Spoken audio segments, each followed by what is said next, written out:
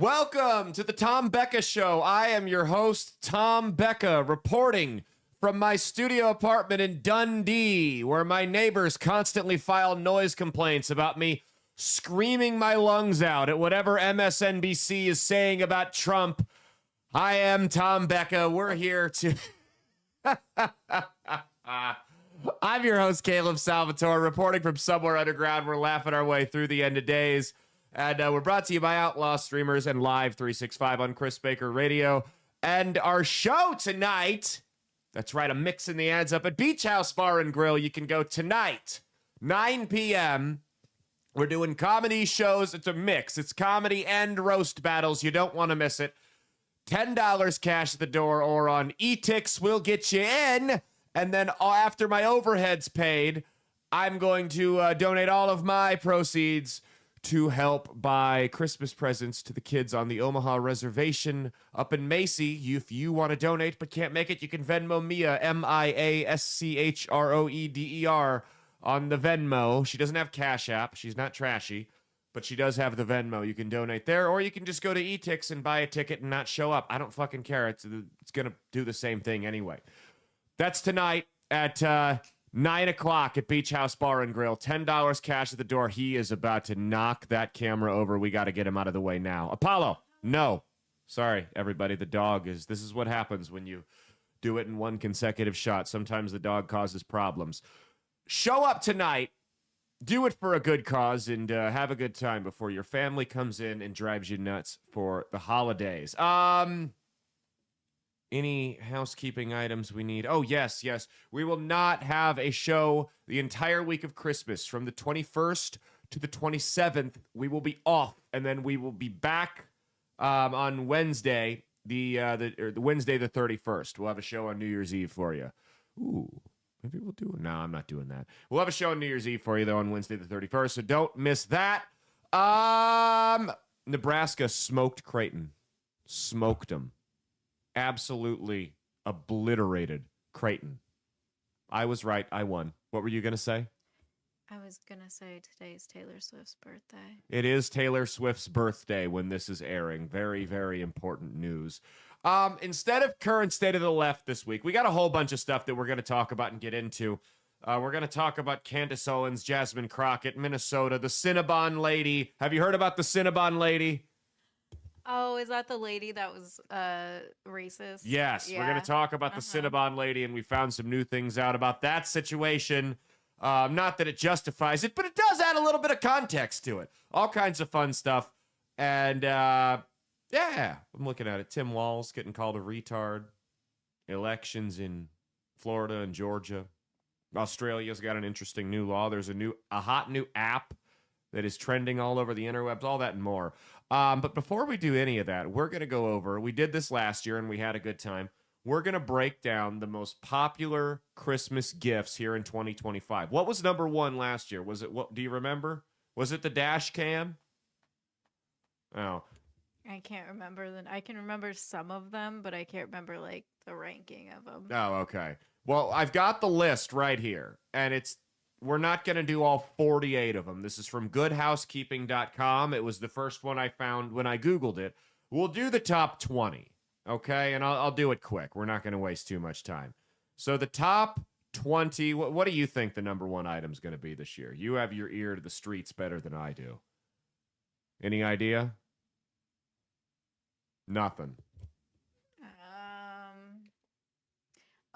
An Aura ring, maybe? What is an Aura ring? It's kind of like an Apple Watch, sort of. Well, not. Are those like those $400 rings you see at Target? Yeah, it like kind of tracks like your movements and stuff. It reminds me of, do you remember that one episode of American Horror Stories where that guy had that No, ring? that spinoff sucked. I tuned it out. But yeah, it was kind of bad. But he had he like invented this like really expensive ring, and he ended up getting killed, and they traced him back because of his ring or something. No, I don't remember that, huh? Well, number 20 coming in is the Magic Fidget Toy Pen. When not writing, this Magic Toy Pen can be turned into countless shapes and figures. It's among a favorite or it's a favorite among GH readers year after year, especially those shopping for teen boys, but it's a great gift for anyone over 21. That's what it says. So the magnetic fidget toy pen. Instead of medicating your child for ADHD, just give them the pen.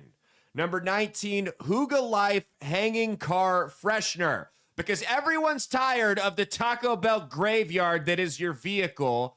Seriously, it makes me want to vomit when I get in the passenger seat. For the love of God, people, invest in air freshener. It's not expensive and a little bit goes a long way. Number 18, JBL Clip 4 Bluetooth speaker. It is a Bluetooth speaker. It's portable. It clips right onto the strap of your bag.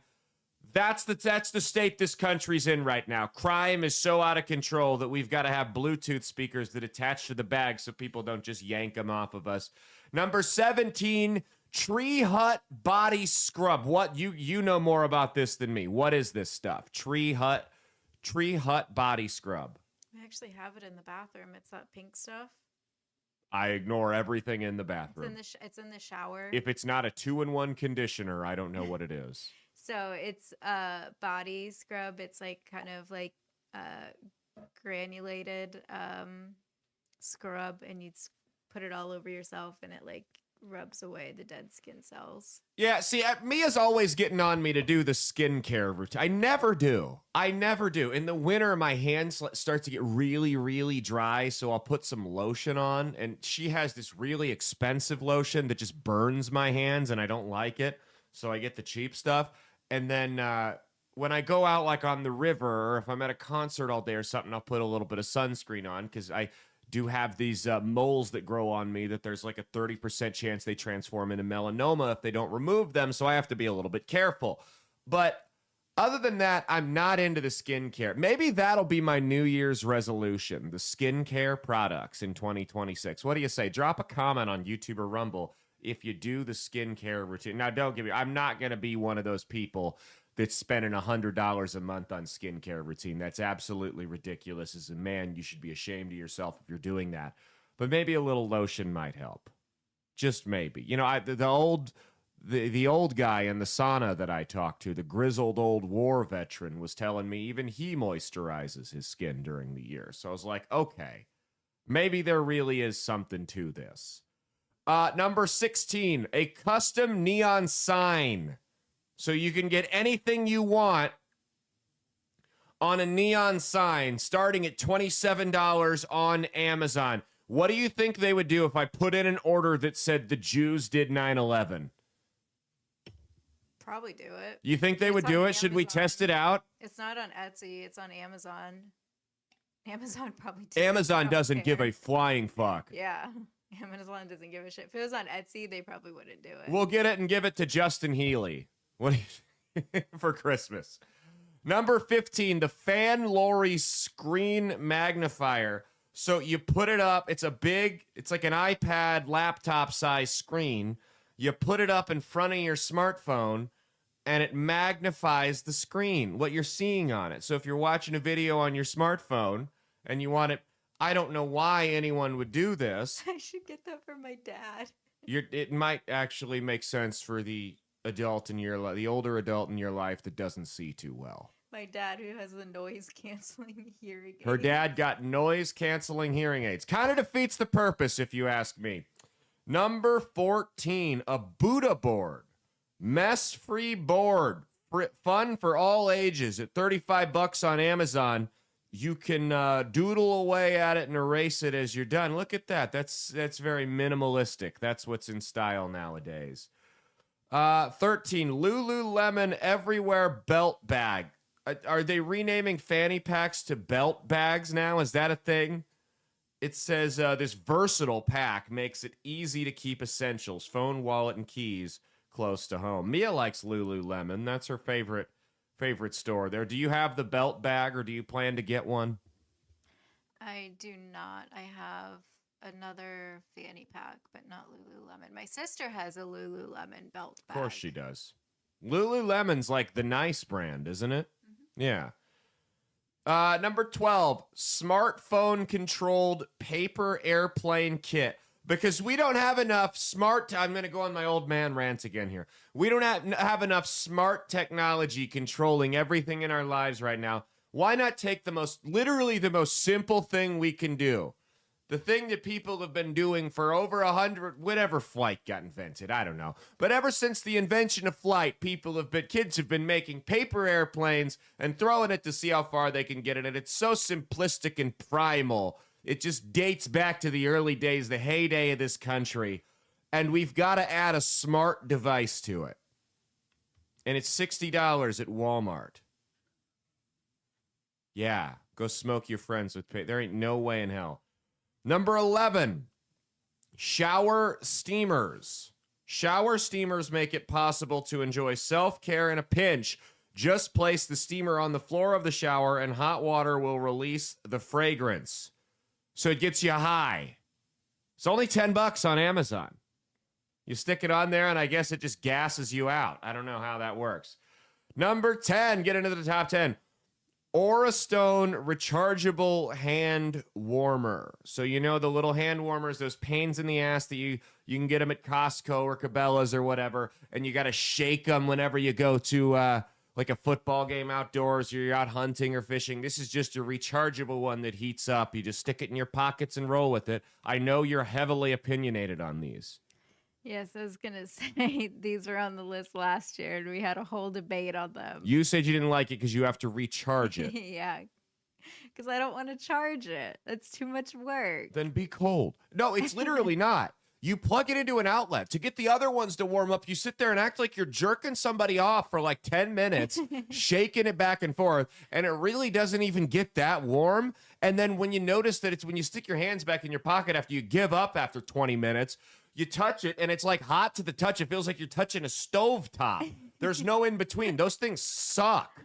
I actually think this is a great idea. But you don't have to charge them. Okay, but what if you're sitting there, out at your little football game, and you're cold, you're freezing, then you get your rechargeable thing, and you put it on, and you're like, oh, so warm, so nice, cozy, and then you're like, oh shit, I forgot to charge it. And then it just turns off. And you're like, damn. Then you're cold. You shouldn't have forgot to charge it. You should have known, hey, I'm going to a football game tomorrow. It's going to be cold. I should take 10 seconds out of my day to stick this thing on the charger. And my problem will be solved. See, that's my problem is I wouldn't do it. Yeah, I keep I know. telling myself to do it, but well I would aware. never do it. Number 9, the Stanley. Oh, because we don't have enough Stanley shit in this country. All day Julienne mini soft cooler. So it is a lightweight cooler made by Stanley that you can keep food and drinks cold for hours. And it's only $145 at Walmart. $75 on Amazon. It's on sale right now. Number 8. You got one of these last year. Cuisine Art Compact Bread Maker. There you go. The trad wife, Trump won. Biden's gone. The trad wife lifestyle is in style. It's better to go voluntarily right now before we kick the handmaid's tail off in 2026 and force you guys to do it. So you might as well just start getting ready for it, ladies. That's what they're saying right here. And what better way to do that than with the Cuisine Art Compact Bread Maker? Only $158 on Amazon. And I heard you comes with your own TikTok channel where you get to pretend to be a homesteader. Number 7, the BedSure electronic blanket. $43 on Amazon. You plug it in, and it's a throw pillow, throw blanket. You plug it in, and it keeps you warm. I'm not a fan of those. If you want to burn at night, then go ahead. Number 6, Kendra Scott Eliza pendant necklace for $60 on Amazon. What is that? You're nodding your head. It's just a necklace. It's a really popular brand, though, so that makes sense. Why? Why is it so popular? Because I don't know. I don't know why it's so popular, but it's a popular brand. Oh. They have really pretty jewelry.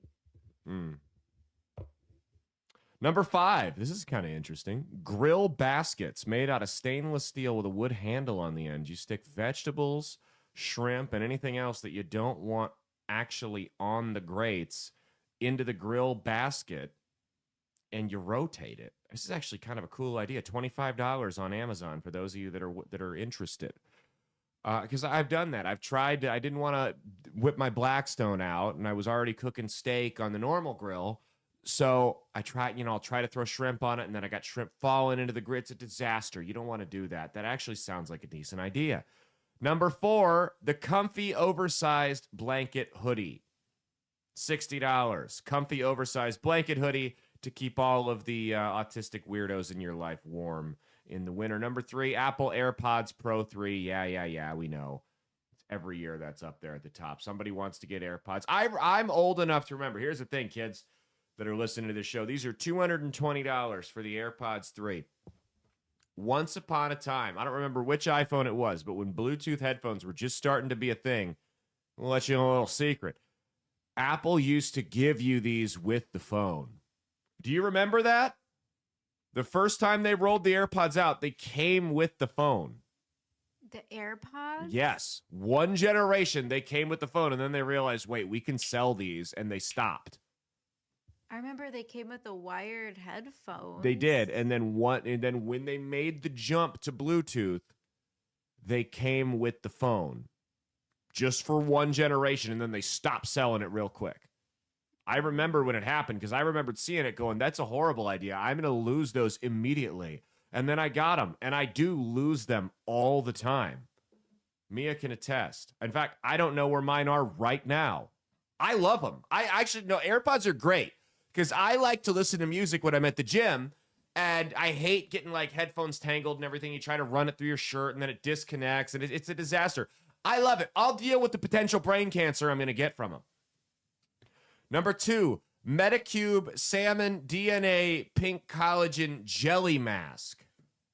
It's a Korean skincare brand. Why are you laughing? Because it's just such a long name. I know. Chris Baker for DouglasCountyBoard.com. That's yeah, so I don't know. I guess if you want to wear the jelly mask, and number 1, can I get a drum roll? Do we have a drum roll sound effect up there?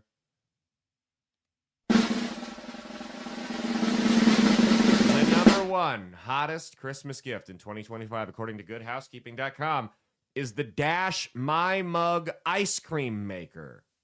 Oh. What is it? What the hell even is this? You freeze the base for 24 hours, add your ingredients, press button to churn. Why can't I just get ice cream at the store? Is it just like the Ninja Creamy? No, it's tiny. It's like the size of this coffee cup. And it's $40. You could spend like another $100 and just get the Ninja thing and make all you wanted. I want to get a Ninja Creamy thing, but I also don't because I know the second I do, I'm going to gain 50 pounds, and I don't want to do that. So we're going to stay away from it, and we will just stick with the ice cream from the store. Anyway, were you surprised by anything on there? Surprised anything wasn't on there? No, I think that all seems pretty accurate. Yeah? What are you hoping you get for Christmas this year?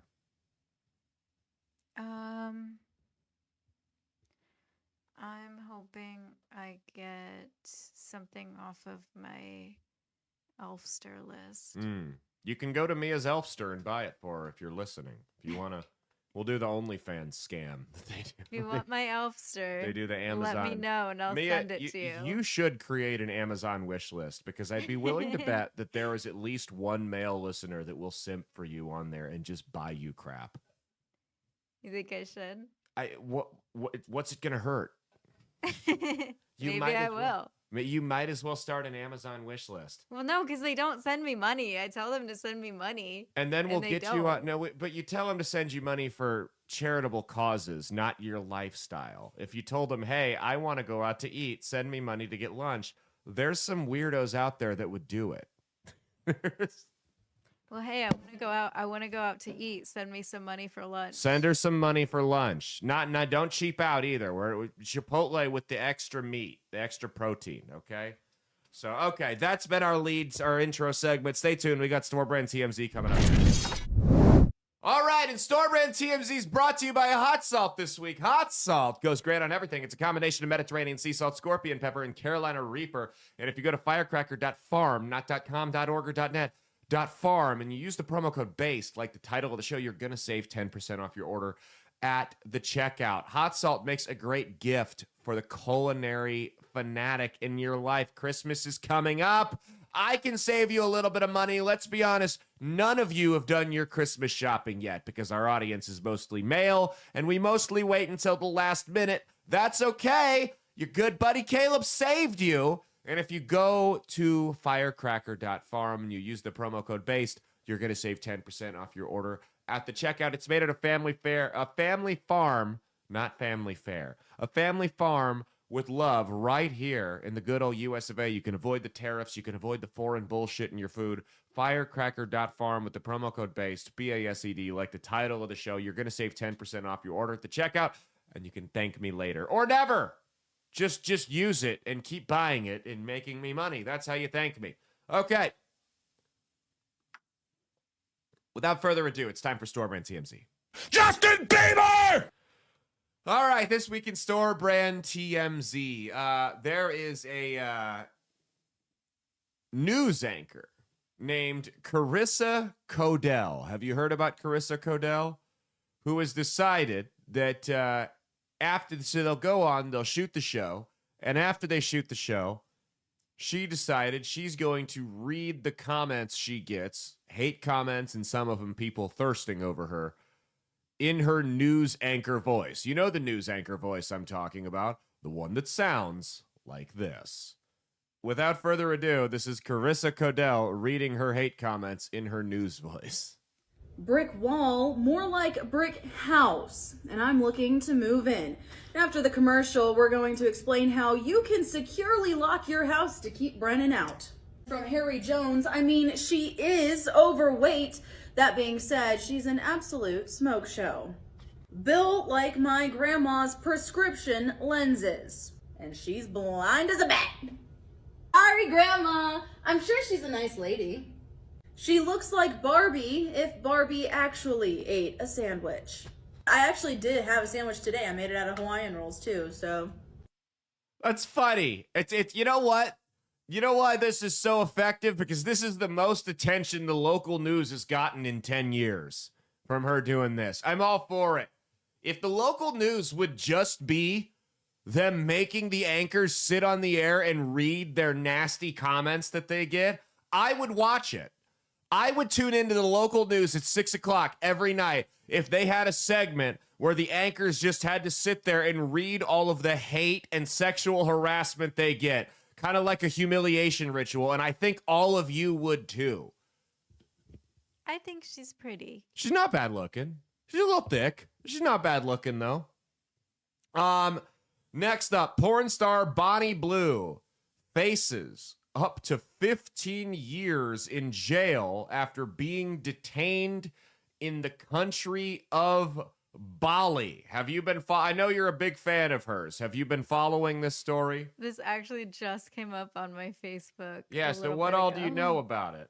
Nothing. I just saw the article. I didn't click on it. Yeah, so she's out in Bali, which is a country that's not as liberal as the United States. Or excuse me, she's out in Bali, which is a place that's not as liberal as the United States is. It's in Indonesia, sorry. When it comes to sexuality. So it says former OnlyFans creator Bonnie Blue has former. What does she do now? I mean, I can't imagine she just went into like selling insurance or something. Has been detained in Indonesia for allegedly producing pornographic content in violation of the Muslim majority country's morality laws. Miss Blue, a 26-year-old British adult content creator whose real name is Tia Billinger, faces I love when they use the porn star's government name. Shame the parents. I love it. Faces a maximum sentence of 15 years in jail and a fine of about 270,000 euros if convicted. The creator, known for organizing controversial sexual challenges with large groups of young men, was arrested during a police raid in a rental studio. Following public complaints, she had hired a bus to travel around the resort island to film explicit material during a Schoolies Week, a post-high school celebration similar to Freshman's Week in the UK. with more than a dozen men. It included 17 male tourists aged 19 to 40 of British and Australian nationalities. Who are these guys that are partaking in this? This doesn't even sound like a good time. It sounds kind of gay. I'm not going to lie. Like, I'm not going to act like I'm the arbiter of what's gay and what's not, but if you're performing sexual acts in a room full of 18 people and 17 of them have dicks, I think it's kind of gay by default, regardless of what's going where. I think it's kind of gay. So it says she got transferred to immigration authorities. And so all you sex work is real work, sexual liberation, feminists, pornography, whatever, liberals who love to fetishize these Muslim majority countries, this is what it looks like. And I'll be honest with you, they're going easy on her. If she went to Gaza and pulled this shit, if she went to Iran, to Somalia, to some of the countries where you guys are telling us that we just need to get down on our knees and kiss the feet of and let them all in, if she went to those countries, they would have killed her and she wouldn't have gotten a trial if she did this crap.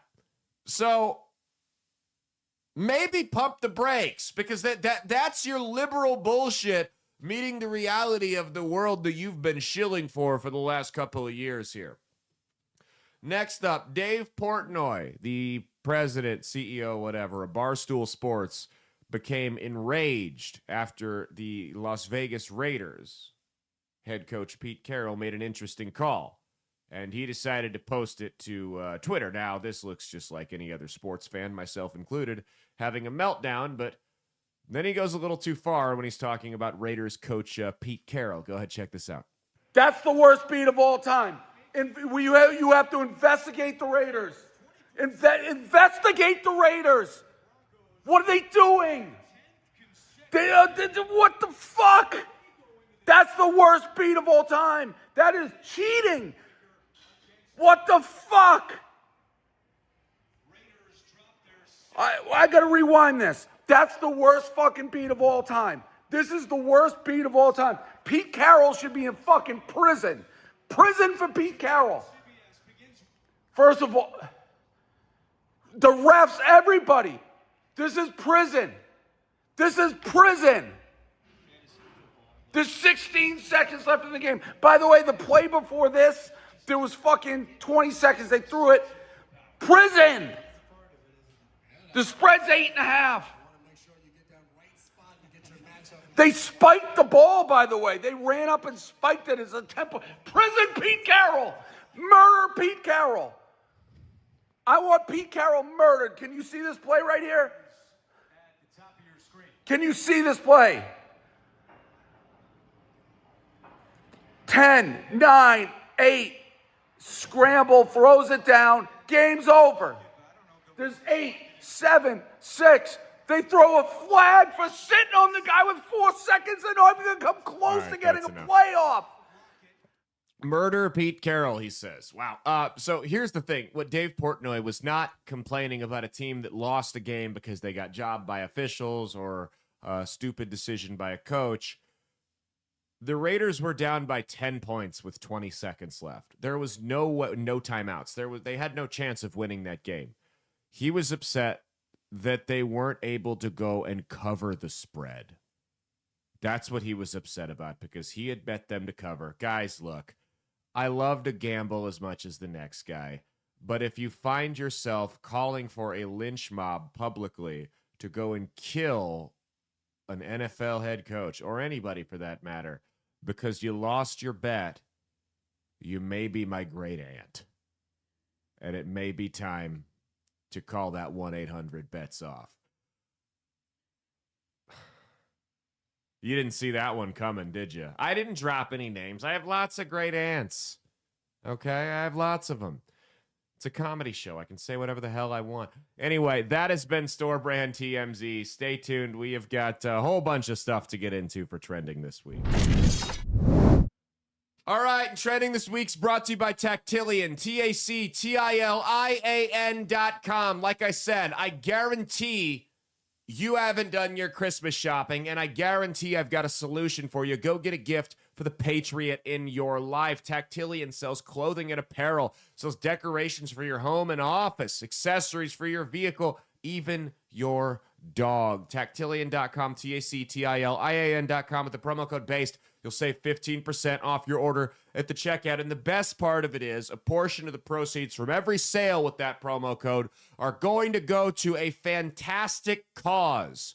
My gambling addiction. I'm going to Vegas in 2 weeks, and I need you guys to buy as much shit as you can so I can blow through more at the blackjack table. It also goes to help build homes for wounded veterans. I guess that's a good one, too.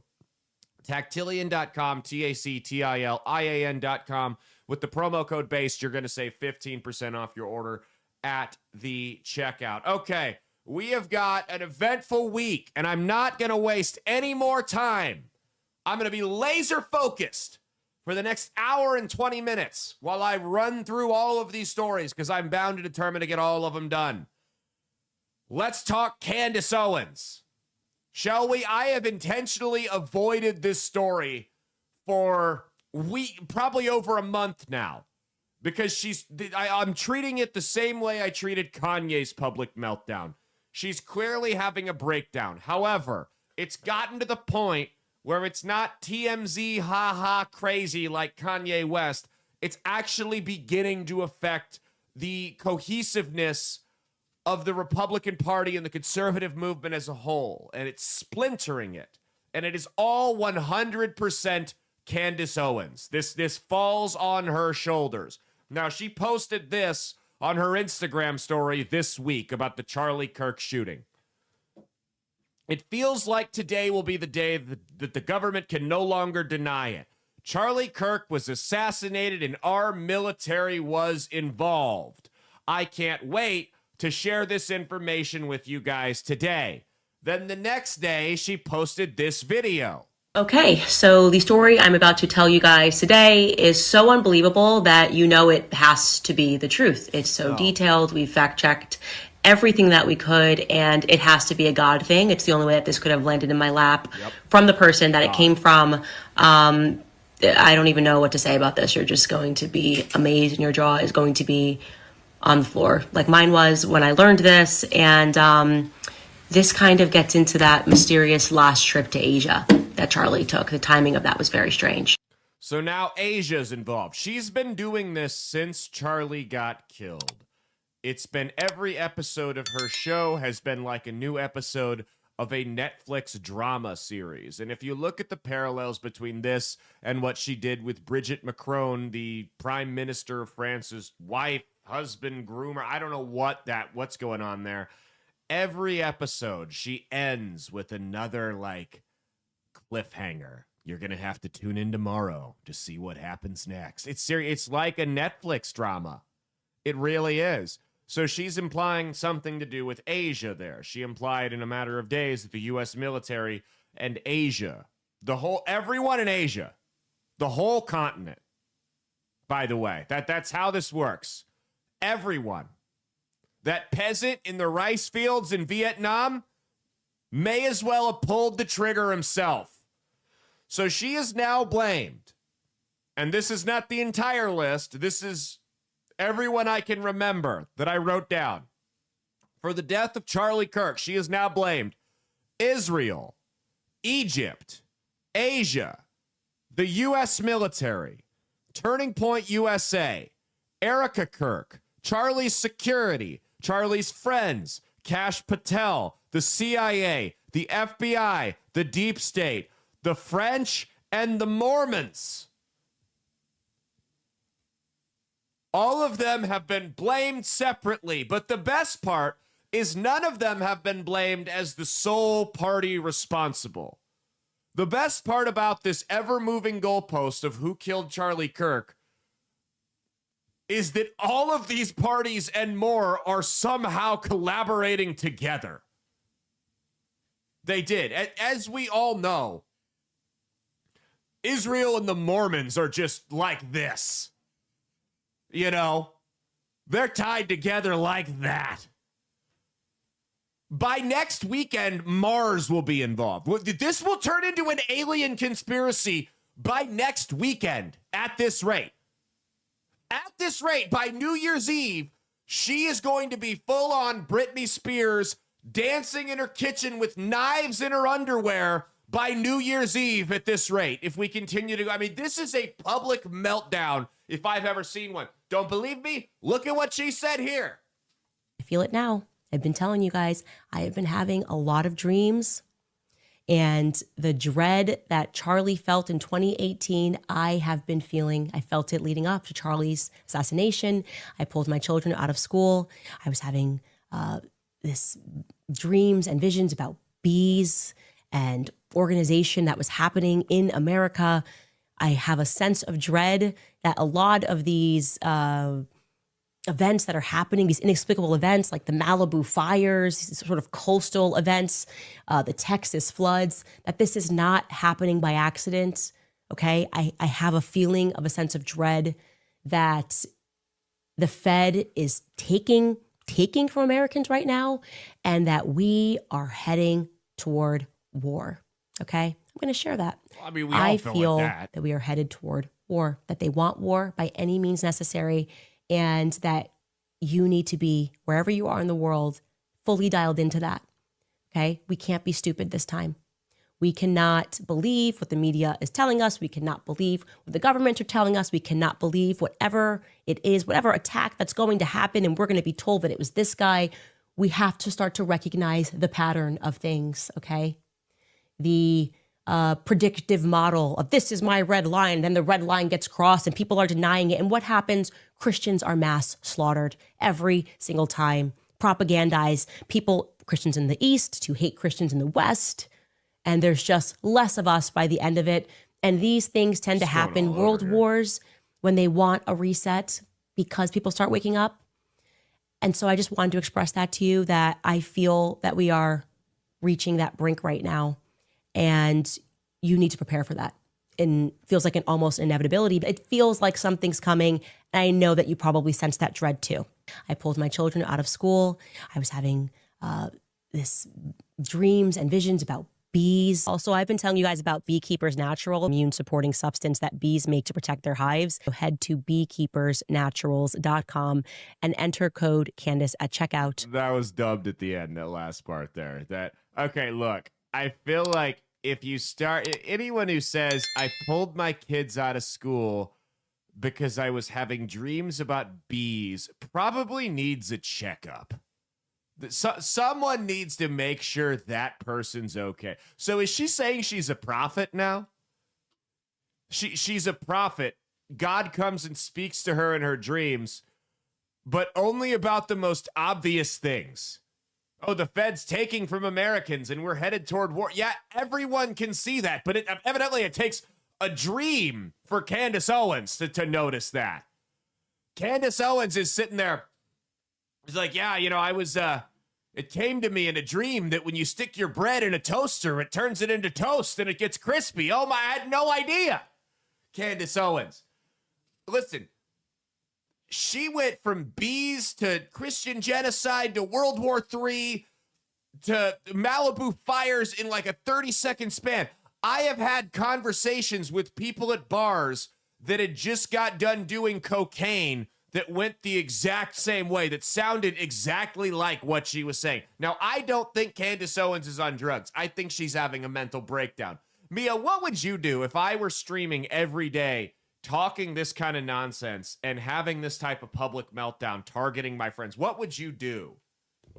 Probably call your mom. Call my mom. But what if I was making us a lot of money while I did it? Oh. No, that's not worth it. No? No. But what if you're like, okay, maybe another $1 million and we'll pull the plug? No. No. Let me get that designer purse and then we'll pull the plug on this Maybe operation. just a little bit more. Maybe just a tiny bit more, right?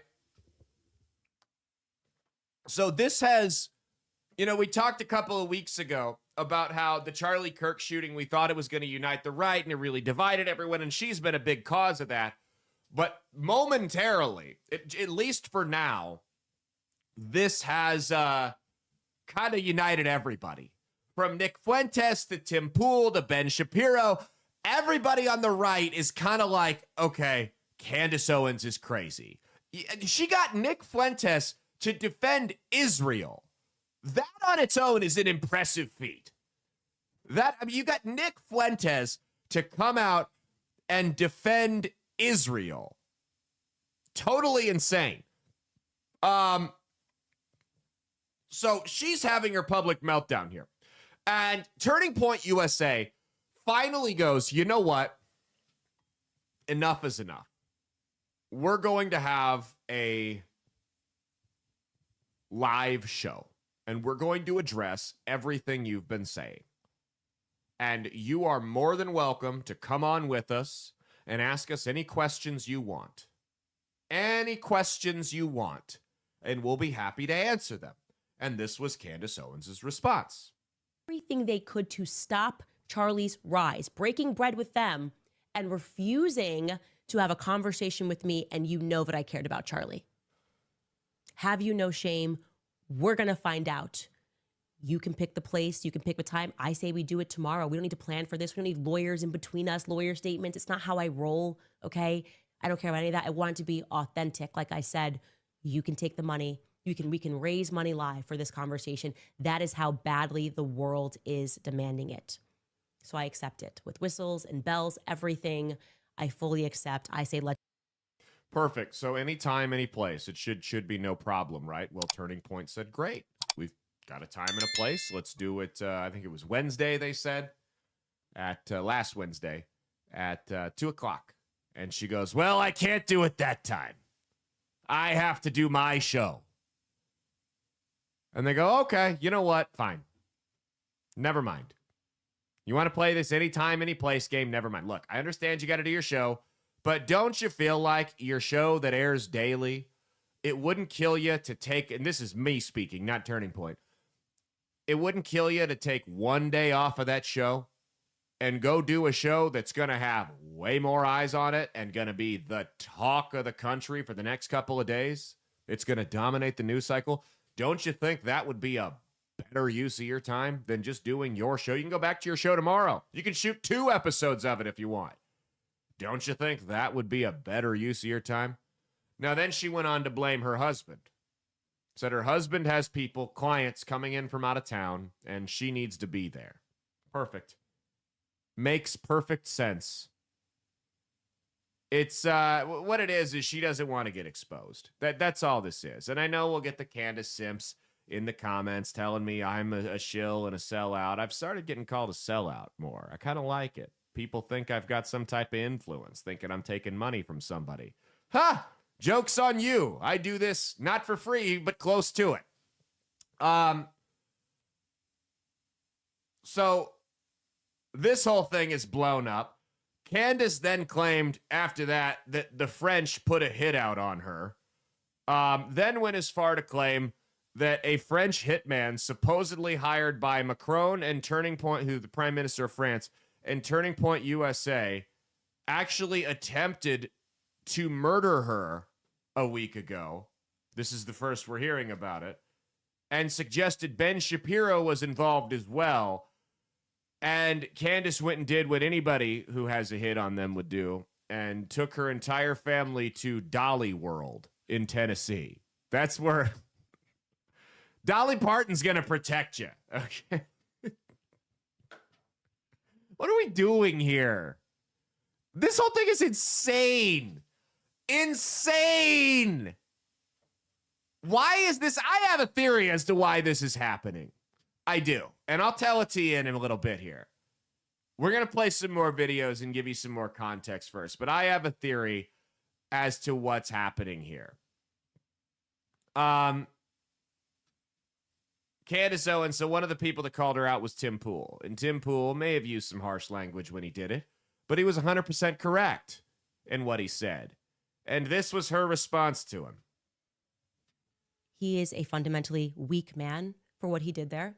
He should apologize. He won't. I don't care what happens to his platform. He's now essentially trying out because he's under financial pressure. he's trying out for a Zionist to pay him, and they will, okay? They will cut him a check, and I hope it happens for you, Tim. I hope it makes you happy. But to do that to someone who has never done anything to you other than disagree with you about the Charlie Kirk narrative, I have not focused my content on you, and anytime your name has come up, it has been because you have explicitly been attacking me. You are a coward. You are less than a man, okay? You are behaving, your type right there is like a person who's having financial issues and yet decides to go out and put 100K on a poker game. And when he loses and is a further 100K in the hole, comes back home and beats his wife and kids and thinks he's a tough guy. That's how you're acting right now. Hey, don't talk about me that way. Not your kids. Get your affairs in order and stop blaming me, because I'm actually traversing down the path that hasn't been traveled by standing up and saying that something corrupt happened and Charlie Kirk was assassinated. And I don't care about your midterms. Okay, I don't care about your next year midterms and whether or not the Republican Party is united, okay? Because I don't want to stand next to people that would cover up Charlie Kirk's assassination. I hope that I have made my point perfectly clear. That's the truest thing she said in all these clips, is that she is certainly trailblazing her own path.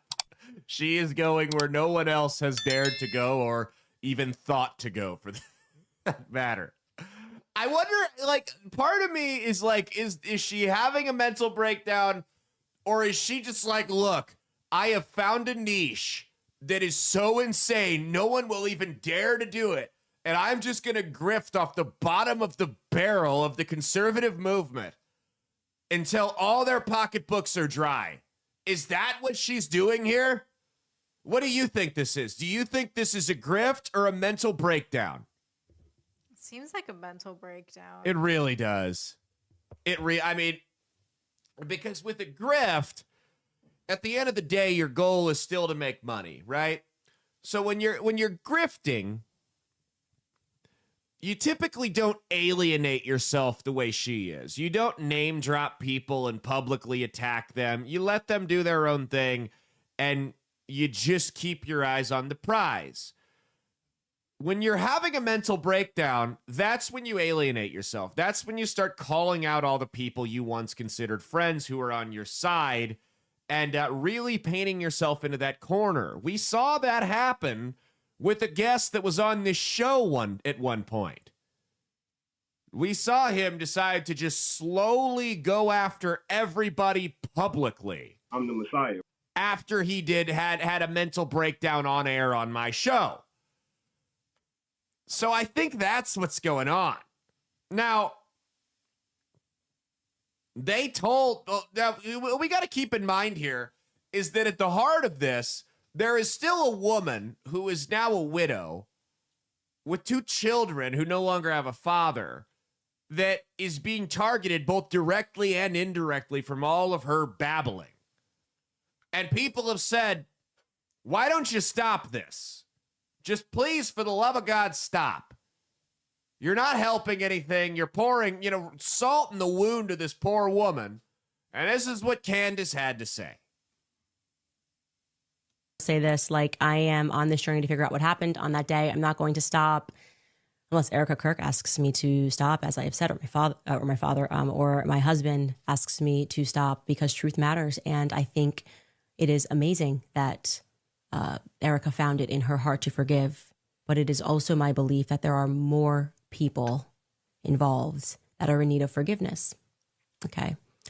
Like I said, a lot more of it I have found out, and I want to be really methodical about releasing information. But this one, they chose the wrong person. They chose the wrong person to take out. In the 3 months. More methodical with releasing the information. In which case, it means she just wants to sell the next episode to you. The episodes are free, but she wants you to tune in next time. It's like a Stranger Things episode at this point. Dropping a little Breaking Bad action there. I love how the list grows. What an odd list of people that could get her to stop. Erika Kirk, her husband, and her dad. She's like 30-some years old. But if dad makes a call and goes, let's knock it off here, then she'll cut it out. Those are the only 3. Maybe her husband is like, look, you go off the deep end. I'm rolling in the dough here. I'm rolling in the dough. But she said Erika Kirk could get her to stop. So Erika Kirk actually went on Fox News this week, and this is what she had to say. She finally addressed all of this nonsense. You got to keep in mind, she has implied multiple times throughout the last couple of weeks that Erika had something to do with her husband's assassination. Never provided any proof of it, but she's made that claim multiple times, which is such a disgusting thing to say. Even I wouldn't go that low. Here's what Erika Kirk said on Fox. Come after me, call me names, I don't care. Call me what you want, go down that rabbit hole, whatever. But when you go after my family, my Turning Point USA family, my Charlie Kirk Show family, when you go after the people that I love, and you're making hundreds and thousands of dollars every single episode going after the people that I love because somehow they're in on this, no. You know, I have to say it. I've never seen you like this. No, this is righteous anger because this is not okay. It's not healthy. This is a mind virus. Yes, I believe in our judicial system. Oh, I do. That's code. We She's have a hell of saying a the team Jews are working on this, involved. excuse my French. But this is not okay. So you want to put these people back in the box where they've been creeping from? I don't care what box you're in. But just know that your words are very powerful, and we are human. My team are not machines, and they're not robots. They are human. We have more death threats on our team and our side than I have ever seen. I have kidnapping threats. You name it, we have it. And my poor team is exhausted. And every time they bring this back up, what are we supposed to do? Relive that trauma all over again? They watched my husband get murdered. I have no idea how I would have reacted if I was there that day. And thank the good Lord that I did not have to see that happen. But my team, they are rocked to the core. So why every single day do they have to be dragged through the mud, analyzed, hyper-analyzed? You know, sit in a corner and cry and be in fetal position. This is a duty to my husband, and it's an absolute honor, and I will never back down. And so my message to them is to stop, to stop. And that's what we will say here on Outnumbered 2. I mean, she's right. It is an unhealthy fixation. She's talking about this on her show every single day, spending hours a day talking about who killed Charlie Kirk this week. It is insane behavior. It really is. And you know there's some idiot somewhere that probably listens to Candace Owens that is going to overanalyze that clip 150 different times and point out to and she shouted it out when it happened, but point out to where she stumbles over her words and enunciates the word judicial and say, that's it. Right there. She's speaking in code. Subliminal messages. She's letting us know Israel was involved. You know someone's actually going to do that. If they haven't done it already. You know, I'm not saying Candace Owens herself will say it. You know somebody out there is going to go, that's it. She's letting us know her and Israel collaborate. Purely insane. What's good? And so you'd think she looks at the camera, says, stop. Enough is enough. Stop. You would think that Candace, after just having said that Erika Kirk is one of the 3 people on the planet, according to her, that could get her to stop, if she asked her to, might finally stop. But let's see what Candace says to that. Okay, super fun show today.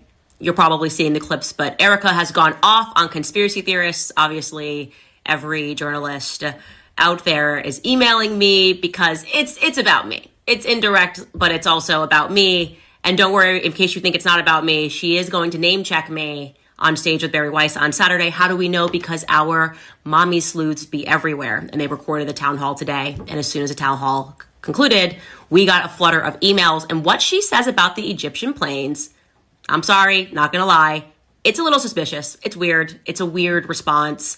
So look, we got to go there. You know, she's friends with Kanye West. Did you know that? I'm not even joking. That's a match made in heaven right there. So she said that as a response, and then this was her. We're not going to play this whole clip, but she decided to break down the whole thing. Check this out. This is my husband. Yes, he was Charlie Kirk to the world, and I know so many people love my husband, and I am grateful for that. But this is my husband, and I want to be able to have one thing left that is sacred to our family, to my in-laws, to my babies, and to my parents. One thing. Okay, so on its face, I actually agree with that. I think that when people are being buried and where they're being buried and how Talking their about funerals Charlie's are grave. done, that is Buried. very private matter. Okay, so objectively, I agree with what she's saying. Okay, but subjectively, because we are dealing with the subject of Erika Kirk and what transpired immediately following Charlie's assassination, this is going to be read as Meghan Markle syndrome, okay? Meghan Markle syndrome, where you want privacy when you want it, but you want publicity whenever you want it, and that just doesn't work, okay? It doesn't work that way.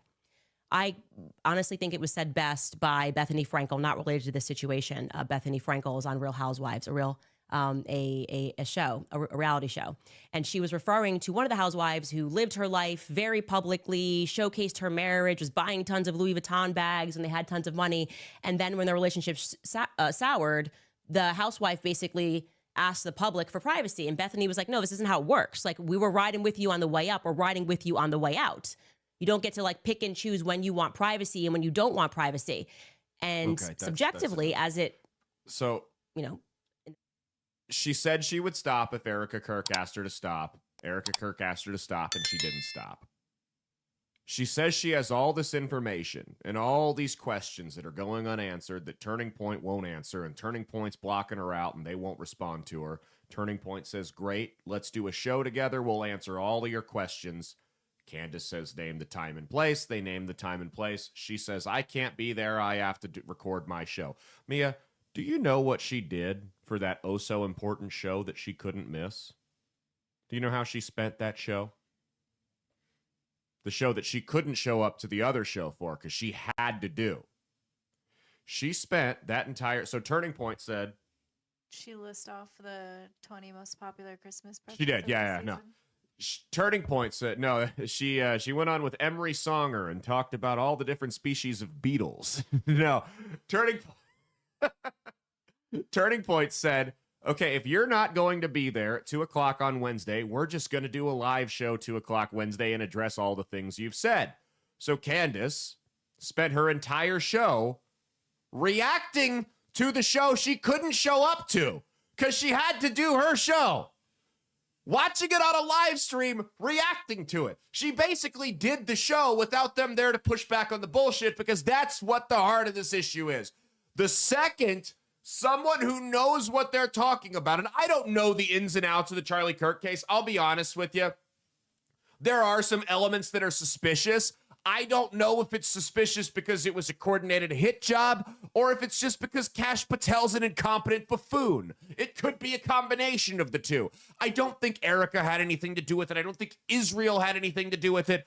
My guess, there's this thing called Occam's razor, and I'm going to paraphrase here, but more or less what it says is when there's all these conspiracy theories and all these different ideas about what might have caused something, more often than not, in fact, in most cases, the most boring and obvious answer is the reality.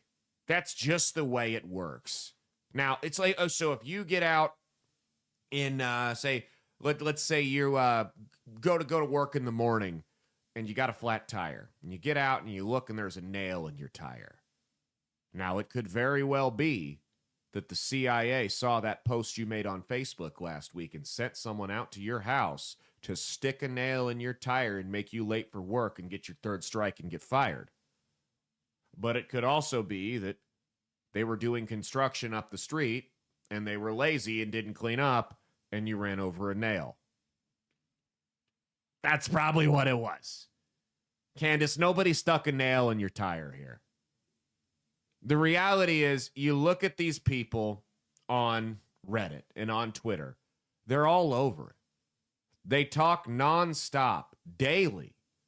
I mean, these people have legitimate fantasies about killing not just Charlie Kirk, but Donald Trump, Tucker Carlson, J.D. Vance, Candace Owens. Some of them even talk about how they want to kill me and I'm nobody. They're insane. There is a significant percentage of the population that is mentally broken and needs to be locked away in padded rooms until the end of time so they can't hurt anybody.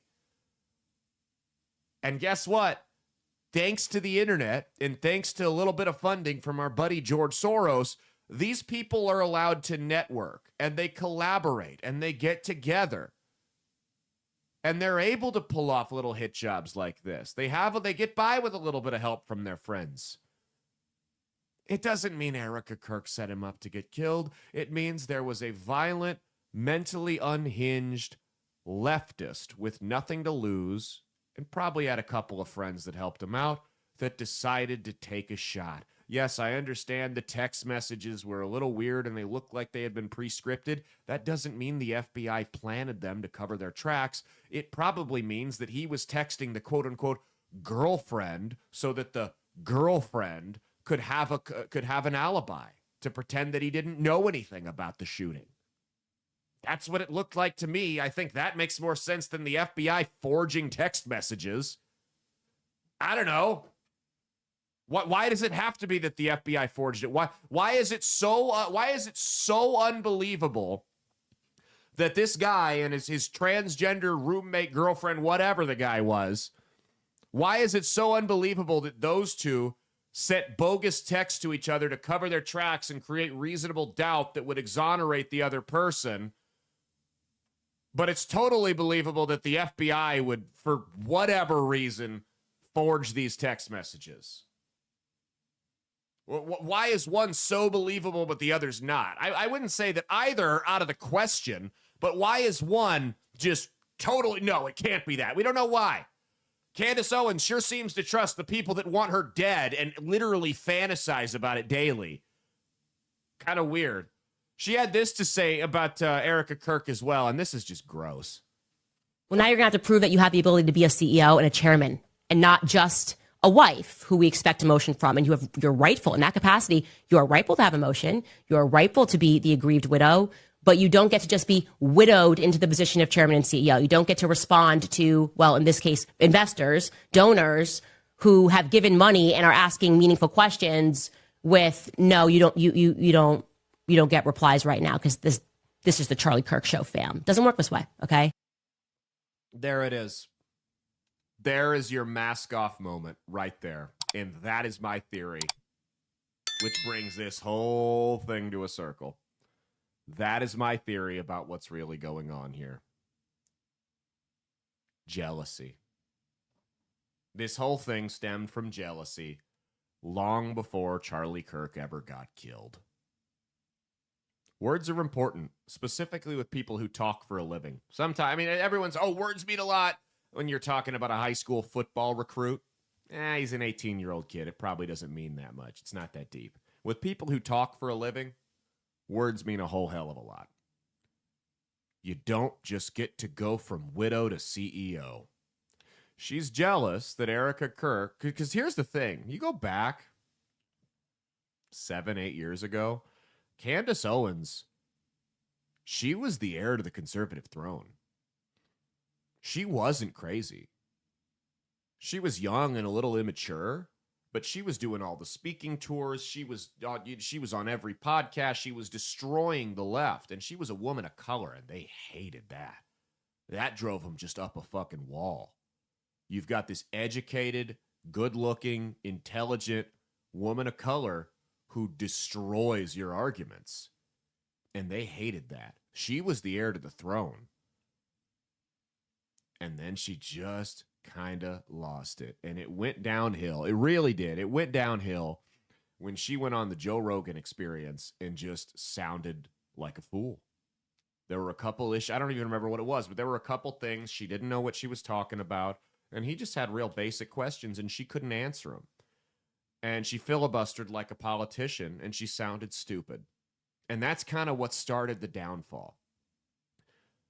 Candace Owens is jealous of how quickly Erika Kirk inherited the influence that a lot of people thought was going to go to her. At one point, everyone thought Candace Owens was going to be the face of the conservative movement going into the next decade, and it's not her, and she feels she's been wronged by this. But if you ask me, it didn't start when Charlie died. Here's a comparison of Candace Owens doing a podcast with Charlie Kirk versus a podcast she did with her now husband. Check this out. Yeah, that's right? exactly You right. know, Yeah. You don't want someone in the foxhole with you being like, well, want to get a hot dog? Right. Like, One of them. Amen. Amen. Next question. I love this question so Okay. much. If Trump wasn't running in 2020, who would win? I love this question. Okay. Trump wasn't running. I didn't know my looks voice at could him. do that. That was very impressive. Wow. I've got an answer. Ready? Okay. China. Okay, yes. China would win. It looks like a first date. MS-13, the illegals, They would be winning. the drugs would win. They'd have a big day. Right. Drugs would be unbelievable. Drug dealers would be having the best day Drug ever. dealers would be the winners. Fentanyl, it's the worst. He does really good impressions. No, by that's the way. actually that's a very good answer. China. I'm gonna be calm, and then like when I'm at my Now moment, here's I'm her just and like, her husband. you'll be more calm. I'll just be like, I know what. Yeah. Okay. yeah. Okay. Let me just we take go. things. Here Yeah. we go. Would you like some water? Okay. Right. What are you most excited about for marriage? That is.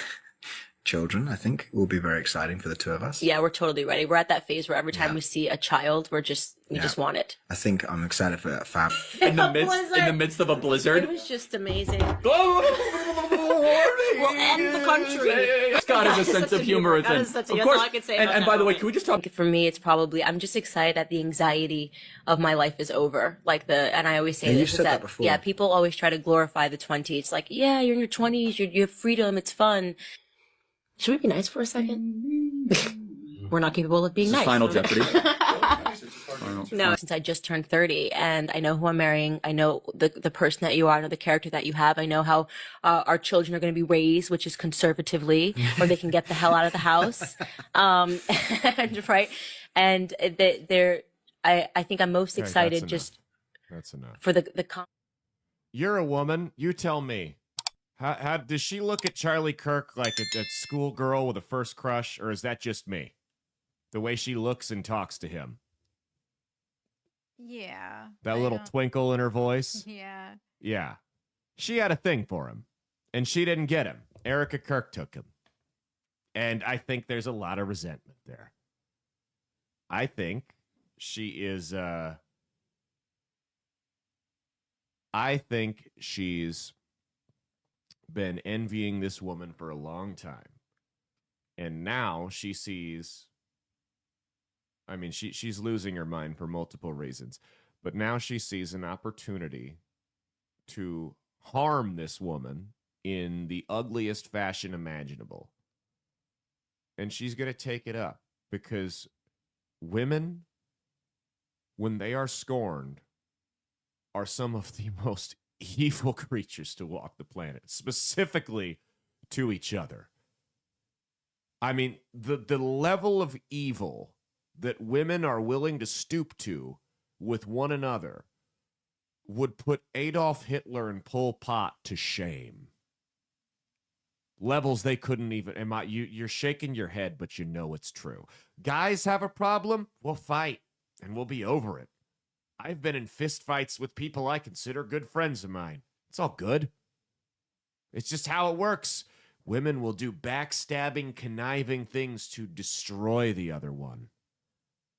No, that would never happen, would it? Mia's shaking her head off the camera there. But it's true. That's what I think's happening here. I think she's been envying Erika Kirk for a long time. Erika Kirk got the one thing she couldn't have, which was the man she wanted. And that man died. And Erika Kirk took the next thing she couldn't have, which is the reins of the conservative movement. And whether Erika deserves it or not is another question for another time. We can have that debate. But there's another way to go about it than slandering her. I think another thing you have to consider is this woman Candace Owens just had 3 or 4 kids in succession, back to back to back to back. So there's also the element of postpartum depression there. that I think we have to consider maybe a real concern here. Maybe playing a role. Regardless, that's what I think it is. That's my theory, and I'm sticking to it. Do you agree? Do you disagree? You're into the celebrity drama gossip. This is kind of like that, isn't it? Kinda. What do you Not think? Really in my realm, though. Do you think she's got the hots for him? Yeah, but you can observe people. Do you think she's got the hots for him, or do you think she's just nuts, or what's going on here? What do you think? I think a little bit of both. Yeah. I think she had feelings for him, and now he died, and there's everything going on. So it just, she is losing her mind, and then probably adding on like a bunch of hormones going on after having 3 kids back to back. It's probably just escalating. Yep.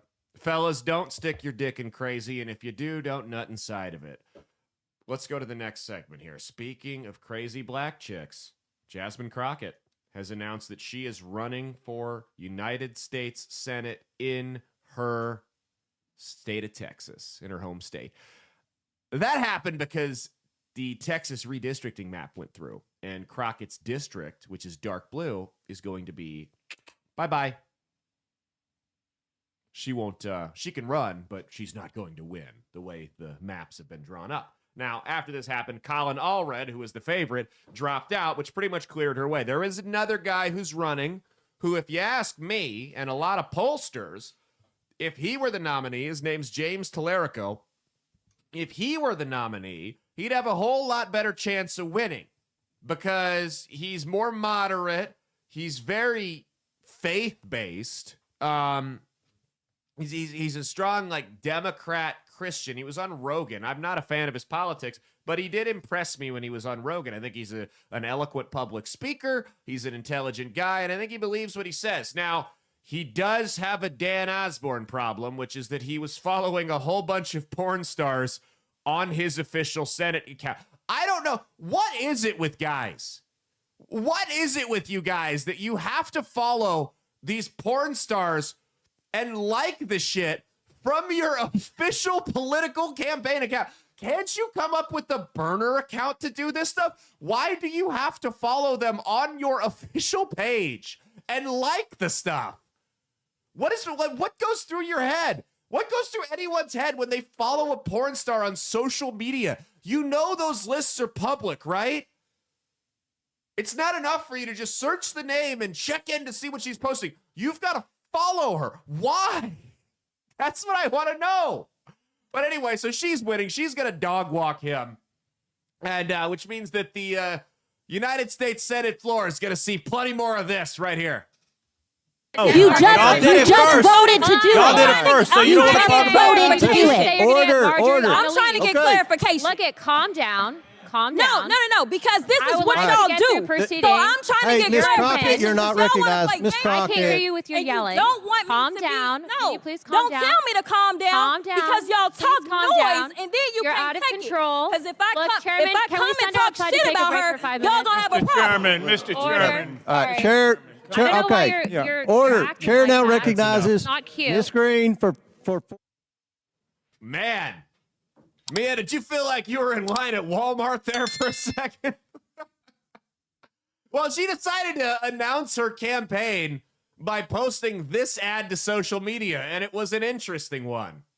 She's the new star of the Democrat Party, Jasmine Crockett. They're in big trouble. But you have this woman, Crockett. She's a very low IQ person.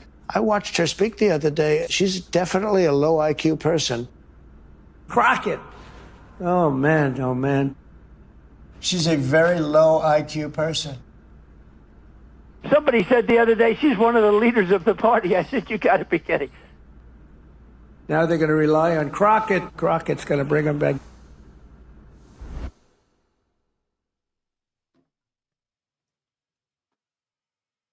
You know, that's got to be the first time someone has ever aired a political campaign ad where it was just somebody insulting them. Nobody says anything positive.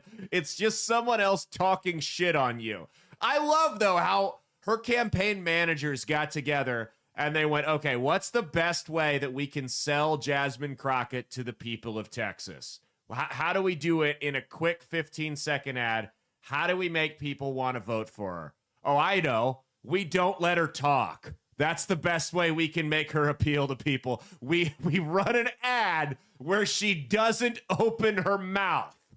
Perfect. That was the best they could do.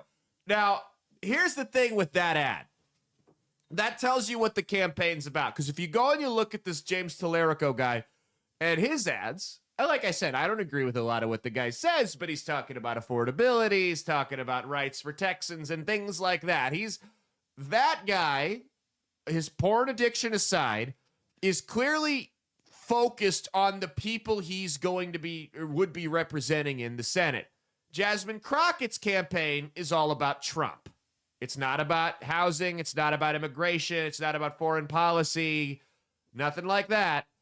It's about Trump. Someone should tell her she's not running against Trump. Trump is not your opponent.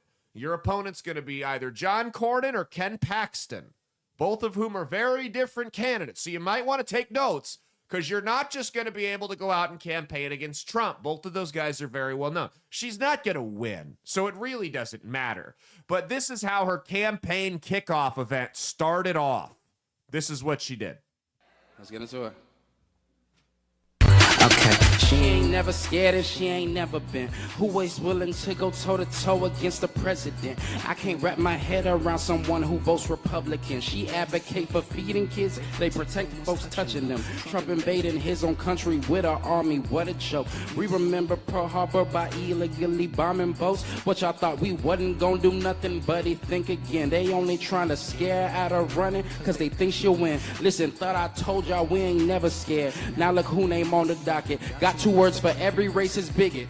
Jasmine Crockett. Forgot his own Y'all hear the word. Me, I hope my money goes to side that isn't trying to say affordability's a hope. She stand on business, all 10 toes. Texas dope, don't need no more bad built, bleach, blonde, butch bodies moving forward. I hope that that's symbolic of the whole campaign because this is going to be fun to watch. This is really going to be fun to watch, especially when she says things like this. Just go to the Trump one, the last one. How will you make voters who previously have voted for Trump, particularly given that you have been an outspoken critic and he has inserted himself, just take your campaign video as is. He has inserted himself at every turn when it comes to your commentary. How will you convert those who are supportive of him to voters for you? Yeah, I don't know that we'll necessarily convert all of Trump supporters. That's not our goal. Do you need to? Our goal is to definitely talk to people. No, we don't. We don't need to. Our goal is to make sure that we can engage people that historically have not been talked to, because there's so many people that get ignored, specifically in the state of Texas. Listen, the state of Texas voted for is Trump. 61% people of color. We have a lot of good folk that we can talk to. We know that when Beto came really close, Beto, who is a progressive, we know that he got 65% of the Latino vote. So what did they do after that? They specifically went after Latinos. We know that he got close to 90% or right there at 90% of the African American vote. So honestly, what we need to do is start talking to the vast majority of Texas.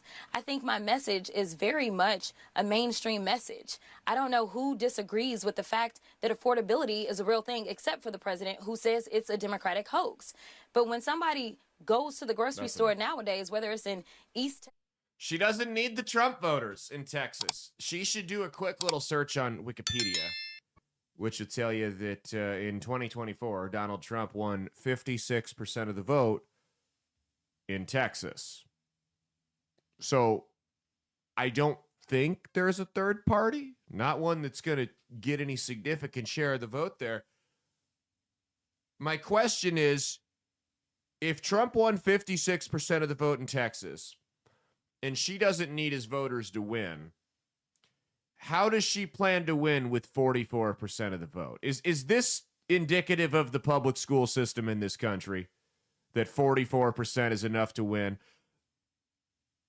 Here's what she doesn't realize, because you hear this all the time. Oh, I don't need the... Whenever someone's running in a state or a district that voted for the other party, You hear this nonsense about, I don't need to sway that guy's voters. I just need to talk to the people that aren't being spoken to. Listen, you can try. There's two things with that. Number one, you can try that, but statistics and studies show time and time again that is often a wasted effort. People just don't get out to vote for you because they don't trust politicians or they just don't care. They just want to live their life and watch sports and go to work and do their thing, and they just don't care enough to do it. They might tell you they're going to do it, but they don't care enough to do it. The other thing you got to realize there is a lot of those people that have been ignored are Trump voters. They voted for Trump because he's unorthodox, because he doesn't give the vibe of another lip service politician. So by you ignoring this whole swath of voters to reach the people that aren't being reached, those are the people that weren't being talked to. They voted for Trump because he wasn't the status quo. Now, to be fair, Crockett isn't really the status quo. I mean, she votes to uphold the status quo, but she doesn't behave like it. It's if you look at her voting record and the crap she supports, it's no different than any generic Democrat. Every Democrat supports the exact same thing. They all support, every elected Democrat supports the exact same crap. They have to. They have to fall in line, otherwise they don't get their funding. It's one giant machine, and they do it well. We'll talk about that a little bit later on in the show, to their credit. But, I mean, listen, she's not going to win. It's just going to be entertainment and media fodder for us, so I thought we'd touch on it. Okay, let's go to the next one here. Let's talk about Minnesota. Minnesota. The MyPillow guy's running for governor of Minnesota. I love it. They can't get a normal Republican in Minnesota. I don't know what the deal is up there. But so as we all know, the Minnesota alleged welfare fraud scandal, I don't even know if it's alleged right now, has blown up beyond anyone's control. What they initially thought was $1 billion worth of fraud by the Somali community committed against the Minnesota Medicaid system actually turned out to be about 6 to 8. And a lot of this money was getting stolen from the government and then funneled to the Al-Shabaab terrorist group. As we now know, the number one funder of the Al-Shabaab terrorist group was the Minnesota taxpayer between 2018 and 2023. And that was all under Tampon Tim Walz' administration. So Ilhan Omar, the congresswoman from Minneapolis up there, she is from Somalia, has been photographed with a lot of the people that perpetrated this fraud. She's advocated on behalf of a lot of the businesses that lied to the government and said they were feeding like 15,000 kids a day, which is impossible, and the government didn't do anything about it. Here's who Ilhan Omar blamed for the fraud that occurred against the Minnesota welfare system. Can you shed any light on why the fraud got so out of control in Minnesota? I think what happened is that, when you have these kind of new programs that are designed to help people, you're oftentimes relying on third parties to be able to facilitate. And I just think that a lot of the COVID programs that were set up, they were set up so quickly that a lot of the guardrails did not get created. So the reason people defrauded it was because the programs were set up too sloppily, and it was just there for the taking. They couldn't resist. Okay, maybe that is what happened. The problem with that is she's the one that wrote the legislation. It's hers. So if it was set up so poorly, if the reason it got defrauded was because it was set up so poorly and it was going to be too easily defrauded, but she wrote it, shouldn't we blame her for it if she's the one who wrote it? So she wrote the legislation. She's friends with the fraudsters. And from 2020, when the legislation got passed, through 2024, her net worth went from $65,000 to, according to Newsmax, $30 million. That is a 46,000% increase in net worth, if this figure is correct, for Ilhan Omar in 4 years. Dollar bills, y'all. Yeah. A congresswoman makes $25,000 a year, which is an honest live. It's not an honest living. It's a good wage, though. It's solid. It's not going to make anybody a millionaire on its own. Where the hell did that money come from? We're not saying you can't get rich with other investments. That's fine by me. I'm a capitalist. I'm an American. I support it.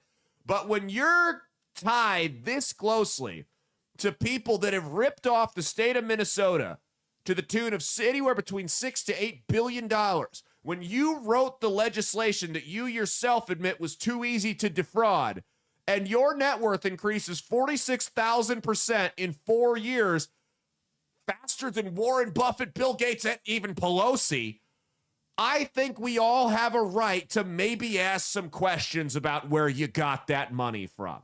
They're all, Omar, Walls, all of them are going to go to jail for this, if this is all true. If this comes out to be a sliver of what people are saying, they're all going to go to prison. The FBI's already investigating Coach Sandusky over this. Speaking of Coach Sandusky, check out what he had to say about Trump calling him a retard on Twitter. True. This creates danger. And I'll tell you what, in my time on this, I'd never seen this before. People driving by my house and using the R word in front of people. This is shameful. And I have yet to see an elected official, a Republican elected official, say, you're right, that's shameful. He should not say it. So look, I'm worried. We know how these things go. They start with taunts, they turn to violence. So deeply concerned. His house is the multi-million-dollar Minnesota. Make voters who previously. His house is the multi-million-dollar Minnesota governor's mansion, by the way, that he's talking about. And by the way, did you know that when a couple years ago when they did renovations to the governor's mansion, Tim Walz stayed in a rental property that cost the taxpayers nearly $15,000 a month to pay for it? Couldn't just get a modest Airbnb. Had to really live it up on your dime. There you go. I wonder how much of that got ripped off. Here's what he's doing here.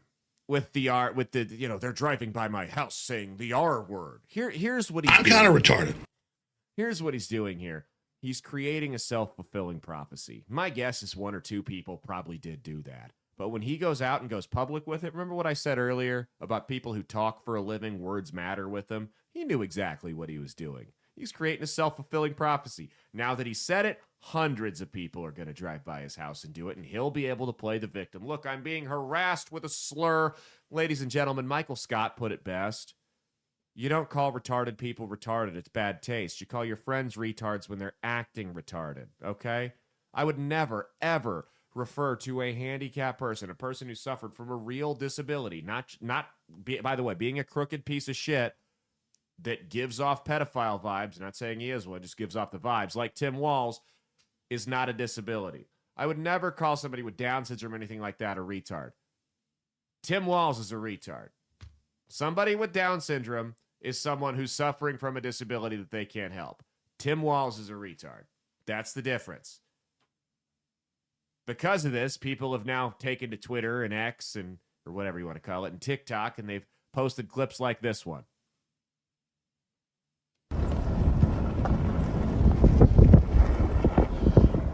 Jim Walz, you tampon-loving retard! Listen, Minnesota's a 6-hour drive from me. You get enough drinks in me, I might do it.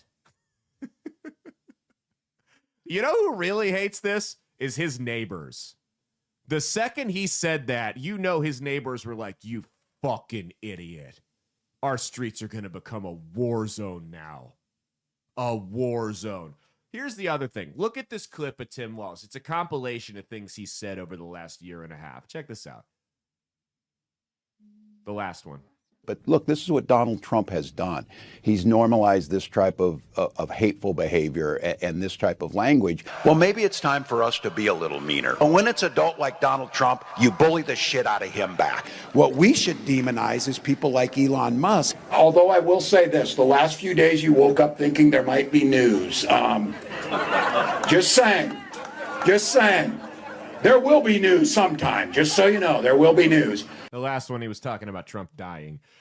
Yeah, so you don't get to say things like we have to start bullying them and calling Elon Musk a dipshit and, joking about how you can't wait to see news that somebody died. And then the second somebody throws it back at you, go, oh, how dare you? This has no place in our politics. Sweetheart, you're part of it. What's the old saying? If you can't take it, don't dish it out. Tim, you've been dishing it out for a year, and the second somebody throws it back at you, you play the, oh, how dare you? You've taken it too far. What happened to decency in politics? Decency went out the window when you guys started shooting us. Fuck off. Okay, go to the next one. Speaking of decency, nobody's been more decent than the Cinnabon lady. So this lady, look, you got kids in the room. If you're at work, if you're in public, I'm not going to censor this video. Here's your warning. Put headphones on, turn it down, whatever you got to do. But this lady's gone viral because an interaction she had in Minneapolis at the mall working at Cinnabon, and a Somali couple recorded her. This is her interaction with them. Go ahead and check it out.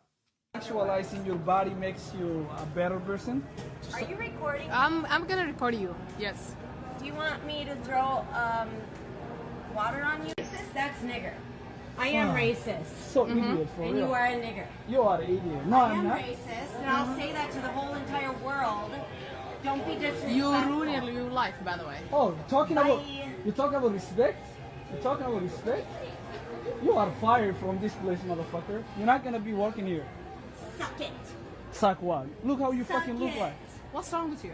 What the fuck is wrong with you, you fucking ugly bitch? Get the fuck out of Ugly? my face. Talking about ugliness? Did I stutter?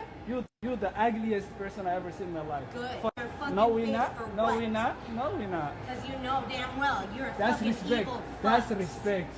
Keep squeezing that caramel, bitch. Get the fuck Right out of for here. you. That was meant for you.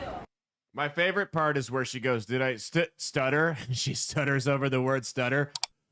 So here's what happened there. Then there's other videos that have shown this, is this couple came up to the Cinnabon. Evidently, they woke up in the morning, and I'm not justifying what she said, by the way. But evidently, they woke up that morning and decided, we're going to go terrorize the lady at Cinnabon. And they went up to that desk, that counter, over and over and over again, recording her. If you actually listen to the beginning of that clip that they posted, they said, do you think you're good, or do you think you're better than us because you sexualize yourself?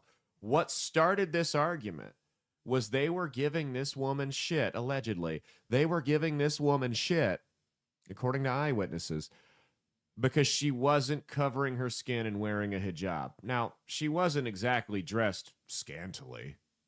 Right there, I wouldn't say. But they were giving her shit. And here's the thing. Like I said, I'm not going to judge. She shouldn't have used racial slurs. That was wrong. But you can only push people so far. I mean, you've got a bunch of Somalis commit fraud, and then an Afghan national goes and shoots people in the National Guard in D.C., and a bunch of Muslim extremists in the U.S. decide to say, hey, this is just the beginning. We're going to kick this bitch off and do Sharia law here. You can go look it up. They've said it all over the place.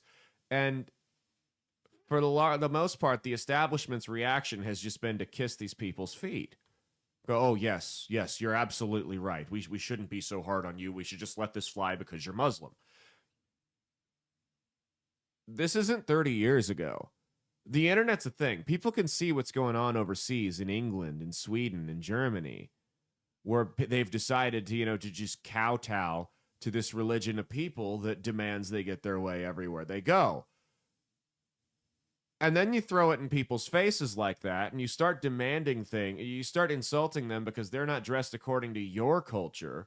It's only a matter of time till people snap. What this is an ugly response to an ugly problem.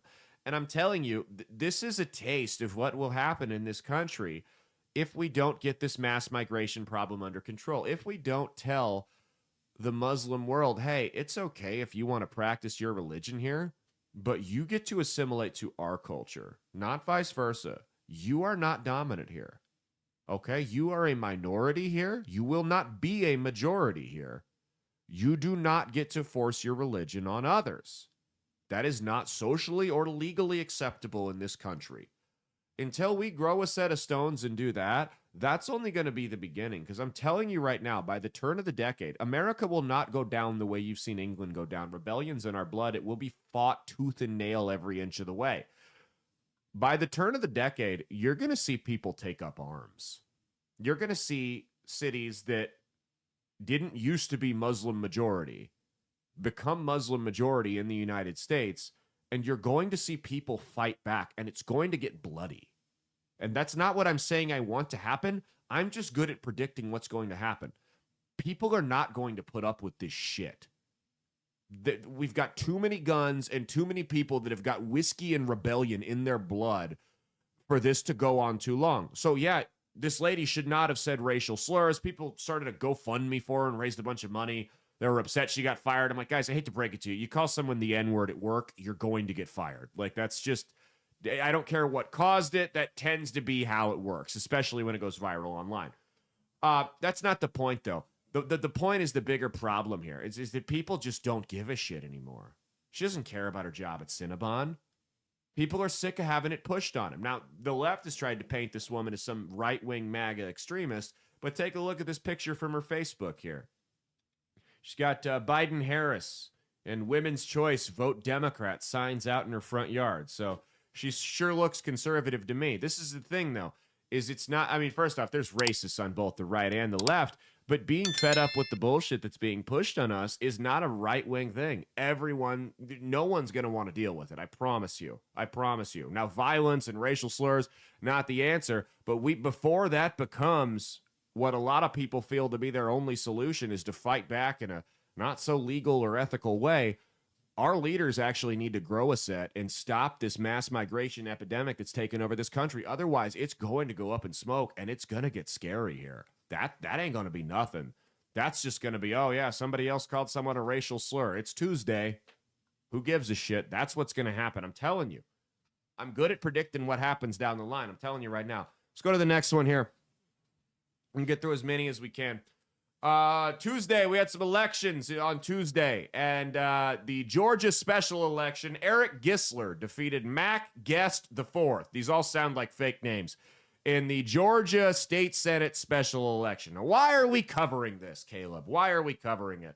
Well, this was a district Donald Trump won in 2024 by 12 points. Eric Gissler ran for this same seat a year ago in 2024 and lost by 22 points. So what we're seeing here and what happened in Miami, where Eileen Higgins, the Democrat, the HR lady, defeated the Republican Emilio Gonzalez 60-40 to become the first Democratic mayor of Miami in 30 years. And it wasn't even close. Don't you guys love it? The Democrats' new trend is celebrating when white HR ladies beat people of color. Isn't that kind of funny that they've transitioned back to their old Jim Crow ways?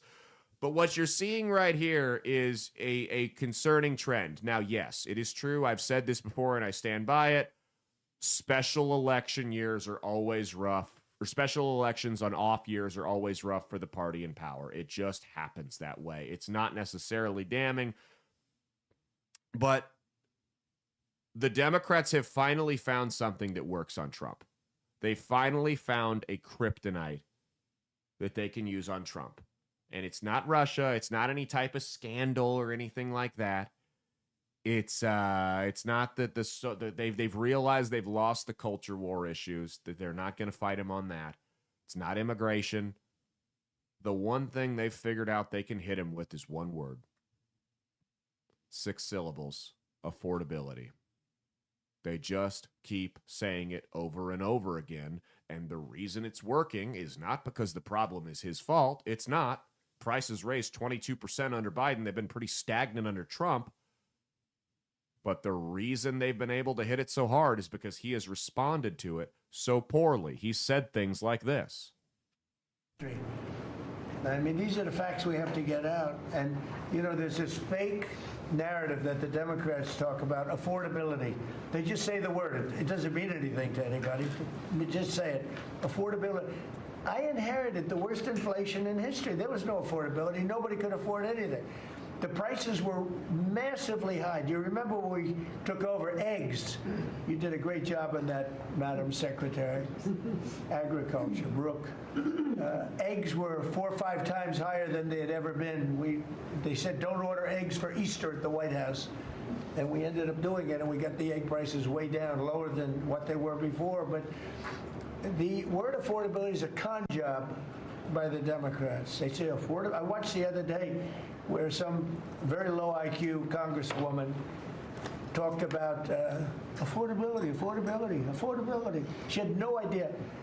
Their prices were much higher. Now, the thing is, he's not wrong. It's like I said, prices have stabilized under Trump for the most part. Gas is lower than it was a couple of years ago. It's not down to 2020 levels, but it never will be. The problem is in his messaging, and it's just like I told you they were going to use this as a stick to beat him over the head with, was he said he was going to lower the prices. Now, the prices on certain things that are a little bit more volatile, yes, they have lowered. But everything else has continued to rise just ever so slightly at that 1% to 2% rate. So when you say, I'm going to lower the prices, and they're able to go, look, bacon was, whatever, $4 when you took office. Now it's $4.20. You didn't lower the prices. They've gotten higher. I told you that was going to happen. I told you this wasn't going to be something that he could fix overnight. We were going to have to get back into an economic climate where wage growth could outpace inflation. That hasn't happened yet. I told you it wasn't going to happen in the first year. The problem was he set himself up for failure. He said what was going to get him elected in the short term rather than giving people the harsh reality, which is that, hey, we're going to fix this. My policies are going to work. There's going to be some growing pains, but in the end, we're going to come out on the other side of this okay. And I still think that's going to happen. The problem is he has been terrible at this messaging. When you tell people that he's doing the same thing Biden did. Biden sat there and lied to people and gaslit them right to their face, said, no. This stuff's not that expensive. You're full of shit. You're full of shit. It's not that expensive. What are you talking about? No prices aren't up. You're lying. When you call something a hoax or you say it's a con job, what you're telling voters subconsciously is that you don't think it's real. And when it is a very real problem to the average voter, affordability, by the way. And when you tell them that you don't think that thing is real, what you're ultimately saying is, I'm not going to try to fix it. Because why would you try to fix a problem that isn't real? If my wife tells me that, hey, our shower's clogged, and I go into the bathroom and the shower's not clogged, it's not a real problem. I'm not going to try to unclog the shower that's not clogged. I'm just going to leave it alone. If you tell Trump, hey, there's an affordability crisis, and Trump goes, there's no affordability crisis, why would he try to fix a problem that he doesn't think is real? So they're hearing that, and they go, okay, well, you're not going to try to fix this problem, so the Democrats just keep using the word affordability. No, they haven't provided any solutions, but they found the one buzzword to hit you with. Yeah, we're just going to go with them. And that's what'll happen. And the midterms will be a bloodbath. And yes, part of the problem has been some Republicans can't get on board, but that's always how it's going to be. So that's what's going to happen is the Republicans will infight. This is going to be the reality for the next decade unless we really, really, really have a come to Jesus moment as a movement on the right. Is the Republicans they're going to make all these great promises, and it sounds good on paper, and when you put it into practice, it actually does work, but there's going to be so much infighting that nothing actually gets done. And people like Candace Owens and Don Bacon from both ends of the extremes of the party just kneecapping the movement every step they take. So the Republicans will gain power for 2 to 4 years. They'll infight too much. They'll hand it over to the Democrats. The Democrats will gain power, and they will just torch the country. People will go, whoa, I don't like that. They'll give it back to the Republicans after 2 more years. They'll fight amongst each other. They'll go, oh, what a train wreck. Give it back to the Democrats. And we're just going to have this back and forth of incompetency until the whole country burns to the ground. That's where we're headed right now. I know, super positive, but that's the path we as a country are on. Unless we have a real come to Jesus moment as a movement. And I hate to be Mr. Pessimistic, but I don't see that happening in my lifetime. I see myself having to claw tooth and nail for everything I'm going to get for the rest of my life. Everything is going to be a grind. I'll be honest with you. I don't see, if you are my age, a lot of economic or political smooth sailing ahead for us. I could be wrong. I'm just looking at the trends. I'm just looking at where things are at now and how I expect them to change or not change for that matter. Let's go to the next one real quick here. Here's something that's changing. If you're in Australia, social media is now illegal for children under the age of 16. Facebook, Instagram, TikTok, Twitter, and YouTube are now banned for youth. Australia's landmark on new social is Fox News. Australia's landmark on new social media law or age law is set to go into effect, barring anyone from 16 from holding an account as the government moves to enforce one of the world's strictest online safety measures. From December 10th, if you're under 16, you're no longer allowed to have a social media account. The platforms that will be banned for the youth in Australia are Facebook, Instagram, Kik, Reddit, Snapchat, Threads, TikTok, Twitch, X, and YouTube. Kids in Australia, you can still get on Rumble. Follow us, Outlaw Streamers. Hey, we slipped through the cracks, okay? Australia's e-safety commission. Watch these kids. That's what's going to happen. That's what they don't realize. All the benign shit is on YouTube and Facebook and Instagram. These kids are going to go, okay, well, I'm not going to stop. Oh, Rumble slipped through the cracks? Okay, cool. And they're just going to get red-pilled and based. You're going to have this generation of just far-right kids in Australia, and they're going to be like, what the fuck happened? Because Rumble was the only thing they were allowed on. The e-safety commissioner also expects social media platforms to offer clear review pathways and support resources, blah, blah, blah, blah, blah. So you can get fined up to 49.5 million Australian dollars if you fail to comply with this. I don't know how I feel about this. I don't, because I think social media, at the heart of the issue, I think social media is one of the greatest evils, specifically when you look at what's going on with teenagers. When you look at these sextortion scandals, if you guys don't know what sextortion is, I'll give you a little crash course on it. Somebody pretends to be a 16-year-old girl. They're usually somebody in India or Pakistan. They meet up with a 16-year-old boy online. They send nudes, just pictures they found on the internet, back and forth. And then when the boy reciprocates and sends it to them, they save them and they send a screenshot saying, hey, look, these are all your family members on Facebook. These are their phone numbers. These are their email addresses. Very easy to get. If you don't send me money, I'm going to send them these pictures. And they'll extort these kids. And it happens to adults too, but it's more common with minors. And in some cases, these kids end up killing themselves. I mean, it's evil. So there's just all types, and don't even get me started. We could do a whole show on Roblox. There's just all types of filth all over the internet, and just people looking around every corner to harm your children. So part of me is like, yeah, I think this is a good law in Australia. The parents aren't doing anything about it. They don't seem to care. And while I'd like Big Brother to stay out of it, I'm also a pragmatist. I understand that sometimes extreme measures have to be taken. And when people refuse to do something themselves, sometimes, yeah, the government does just have to step in. And on the flip side, I'm kind of like, where does this stop? If the government can tell you can't use a certain app, how slippery is this slope going to get here? What do you think, Mia? Do you think that this is a good law, or do you think it's government overreach? I think it's a good law. Yeah? You think we should do it in the U.S. here? Would you support that? Yeah, I think we can try, but I don't think it would work. Yeah. Here's my question, and this is something that a lot of U.S. lawmakers are going to have to consider if they want to pass something like this here. If you ban minors from using Snapchat, how are female teachers going to sext with their students? No one's thinking about that. I think we really need to get in to the nitty-gritty of that issue, because it's something that's not being considered. I've got two more, and then we're getting out of here. This is kind of on the same trend as that one here. God damn it, what's going on? Hold on. This one's kind of on the same concept here. Have you heard of this app called Wiz?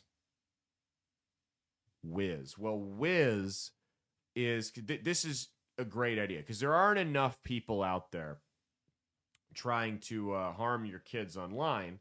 So some genius decided he was going to make an app called Wiz, and Wiz is just Tinder for minors. Because what could go wrong with that? What could go wrong where we don't have enough people on spots that aren't meant for dating and don't have sexual connotation to them? What could go wrong with making Tinder for kids? Where that's just what the target is. So this is the hill. An app called Wiz has been making headlines lately for connecting minors with sexual predators. Many have described this app as Tinder for kids. It's the same purpose of perusing profiles to find someone you like, but unlike Tinder, the app is targeted for both teens and adults. What could go wrong? You know what we should do next? We should target bars for teens and adults. Let's get like nightclubs where we let 14-year-olds in. Let's just go all out on this. What's the result of this app design? A 12-year-old girl meeting up with what she thought was a 14-year-old boy that Wiz connected her with, only to discover the boy was an adult male who then sexually assaulted her, an 8th grader being sexually abused by a 27-year-old man, then finding out she was one of several underage girls he groomed, an 11-year-old being sexually assaulted by a U.S. Marine she met on Wiz, all in the last year alone. As reports of Wiz facilitating child sexual abuse continue to pile up, something must change with the app itself and more broadly when it comes to online child safety. Just a few years back, the National Center on Sexual Exploitation urged app stores to remove Wiz on account of rampant sexual exploitation occurring on the platform within 36 hours. Google and the Apple App Store agreed. Later on, it was reinstated with what appeared to be a number of new safety tools. However, it has not ceased. So, when I see an article like that, I sympathize with what Australia's doing. I go, okay, maybe the Aussies have something going on here. Maybe they've got a good idea here. Not, we have an Aussie dog, not the same. He doesn't have very many good ideas. When I see an article like this, here's what comes to my mind. These people that make these apps are not stupid. You can't be. These aren't idiots. They know what's going to happen. When you create an environment where the target market is single people looking to hook up or date, and you combine children and adults, you know what's going to happen. We're not all stupid and naive. We know we wish it wasn't, but we know what the end result's going to be. So that means one of two things is true about the people that created this app. They just don't give a shit and they want to make money. Or number two, which is far more nefarious, it's on purpose. And they're complicit in this. They're facilitating child grooming. I don't know what's worse. Well, no, I do know what's worse. The second one's worse. They're both bad, though.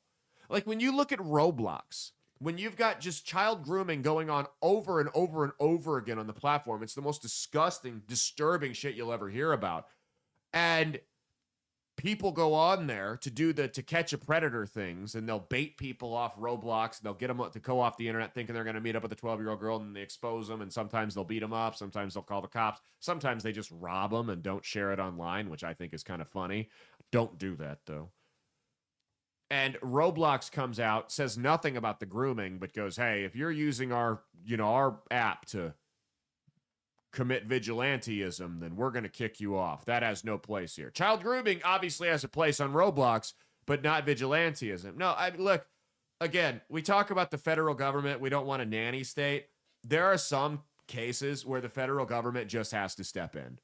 These apps have made it clear they intend to do nothing to stop child sexual abuse on their platform. Okay, then you get shut down. The FBI shuts you down. People get arrested. People get fined. You go to jail, and we allow these kids to, dude, there ain't enough money in the world to pay out the lawsuits Roblox is going to have to settle when this is all said and done. I can't even imagine how much money they're going to have to pay to settle some of the atrocities that have been committed on their platform. At some point, the federal government's got to go, you're done. You know, if I owned a Chuck E. Cheese franchise, are those still around? They still have Chuck E. Cheese out there?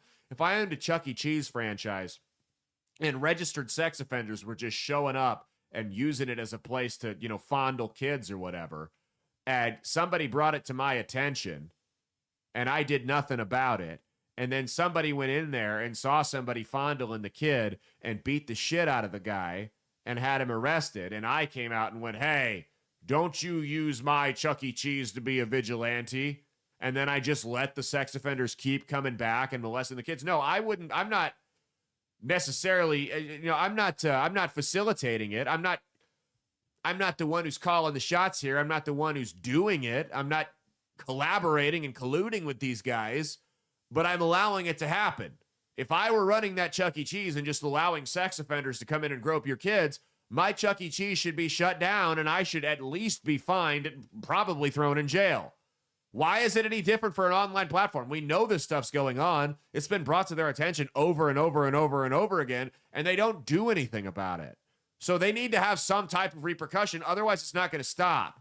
Because right now, these people are making money off of people grooming your kids. How disgusting is that? Your kid's on there playing Roblox, talking to some 42-year-old greasy pedophile that's trying to get them off Roblox and onto Signal or Telegram so they can sext with them. And Roblox is profiting off that entire conversation. Doesn't that fucking piss you off? It should. If it doesn't, you don't have a soul. Get your kids off the damn Roblox. Get them off the phone. No more smartphones for kids. How about that? No more smartphones. You can get a little burner phone like you're a drug dealer in 2012, and you can call and text mom and dad with a pre-saved amount of minutes on it if there's an emergency or whatever. But you don't get a smartphone. You don't need a smartphone. It's frying their brains, man. This is the first generation. My generation didn't have these, and we're bad enough. This is the first generation that just has all of this crap at their fingertips, and there's no real way to regulate it. There's no parental blocks. There's nothing you can do to stop these people, these predators, from getting to your kids, because they will always be one step ahead of the game because it's what they do. It is their passion.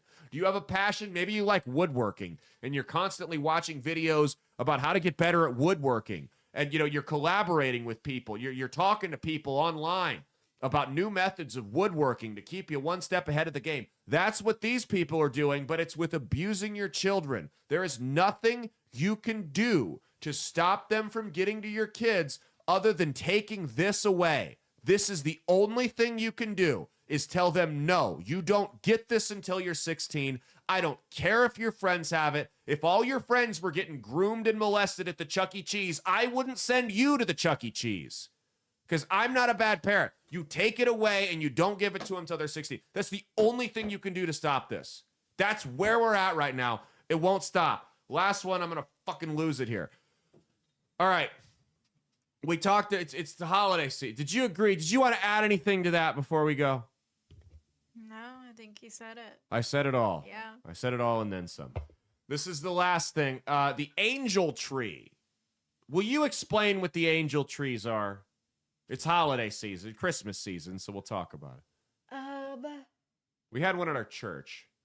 Yeah, so they're like, usually they're like at Walmart. You can go in and they have like a little tree at the front of the store.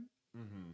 And it has like little tickets of stuff that kids want. Like kids will fill out tickets of stuff that they want for Christmas. Yeah. And so they put it on the tree. I don't know how it works. I don't know how like the program works. I don't know how they decide like who's in it or anything like that.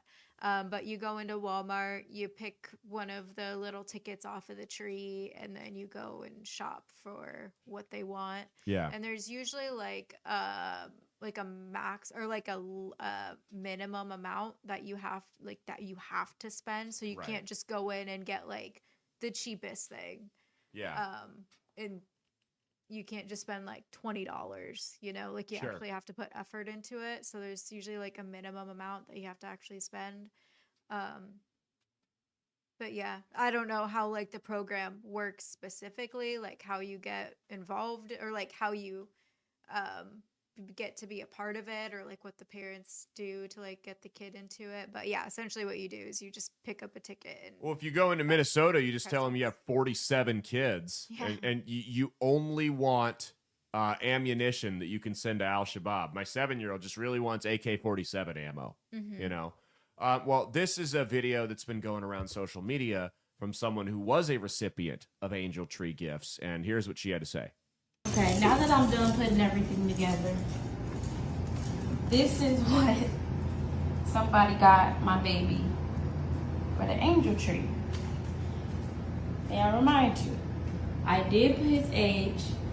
I never asked for a fucking swing. I did ask for a bouncer, but I put the exact bouncer that I wanted, and this is the bouncer they chose to get him.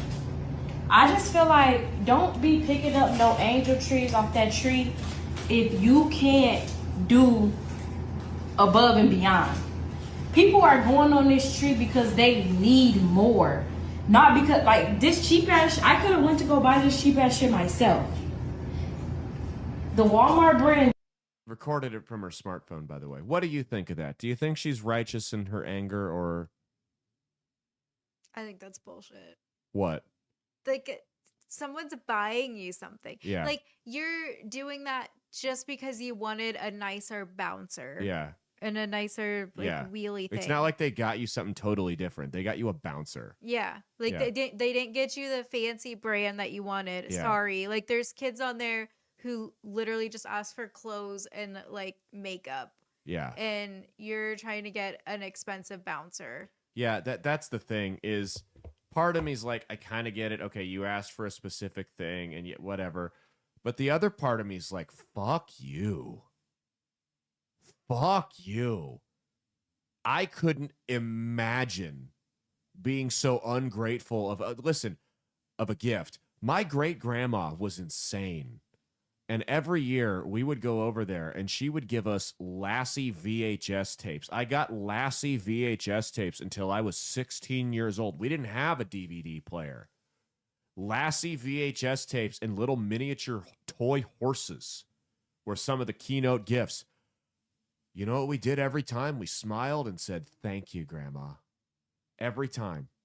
I could not imagine being so ungrateful over a gift. And I kind of went on a rant about this a couple of weeks ago about, well, you know, they're poor. They're you know, listen, dude, have you ever considered that maybe your attitude is part of your economic situation? Have you ever considered that you being that, I mean, if you're that ungrateful over a gift, one can only assume you're equally insufferable in every other aspect of your life. Why would you be any easier to deal with anywhere else? You know? Well, look at this other. How about next year you just don't get anything? How about just be grateful for what you get? My grandpa used to tell me, you get what you get and you don't throw a fit.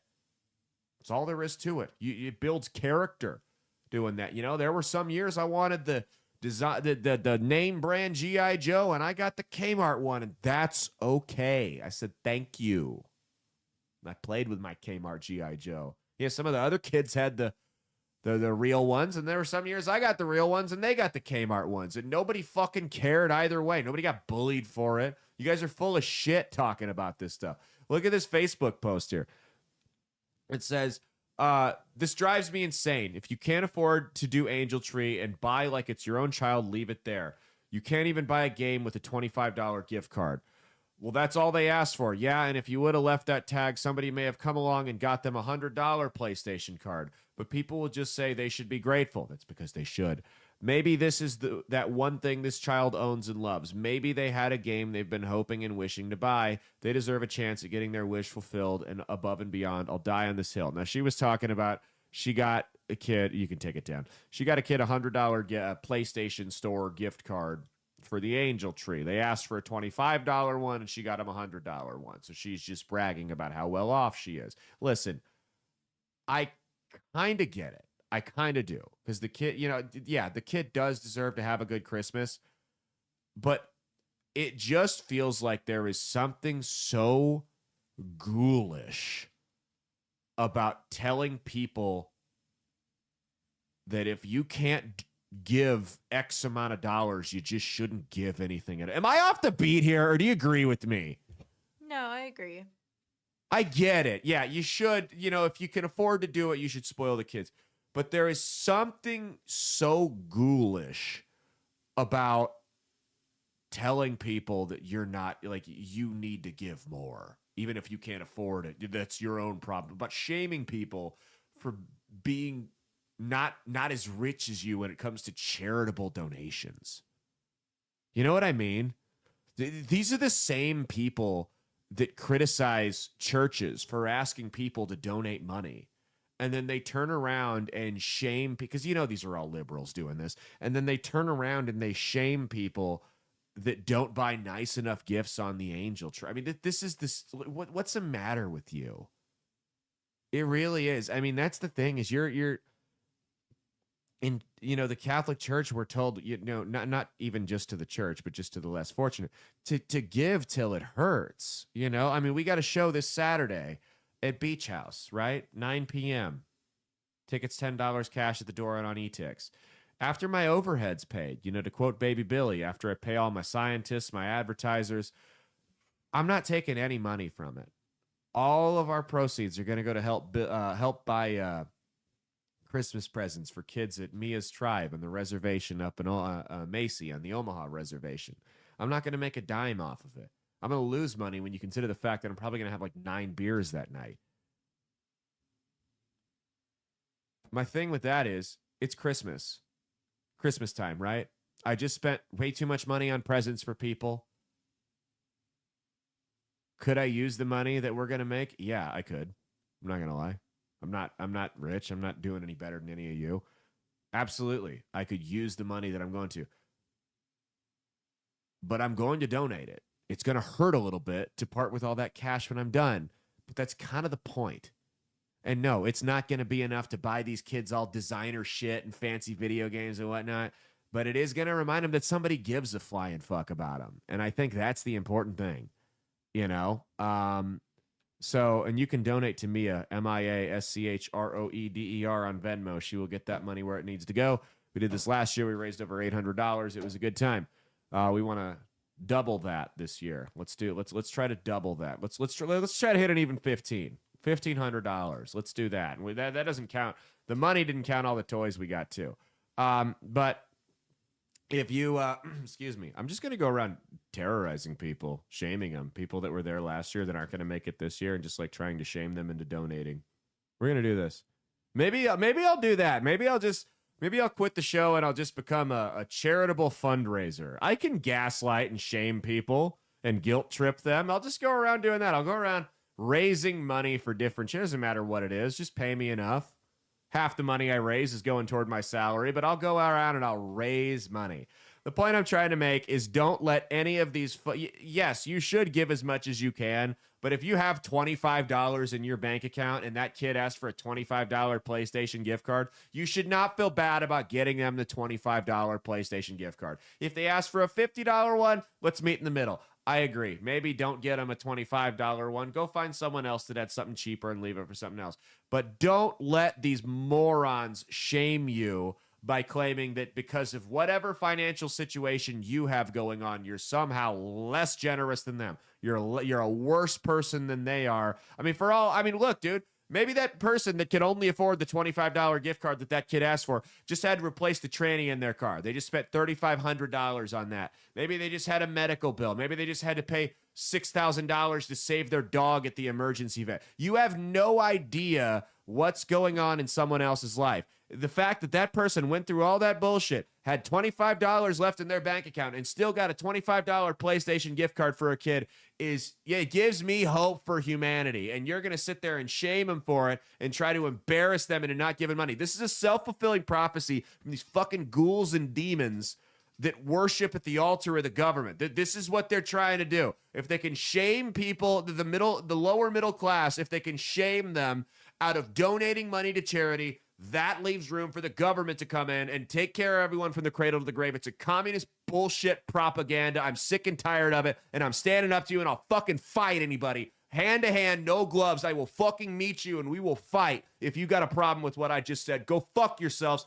That's been our show. We will see you guys on Wednesday. Cheat on your taxes, not your spouse, and stay based.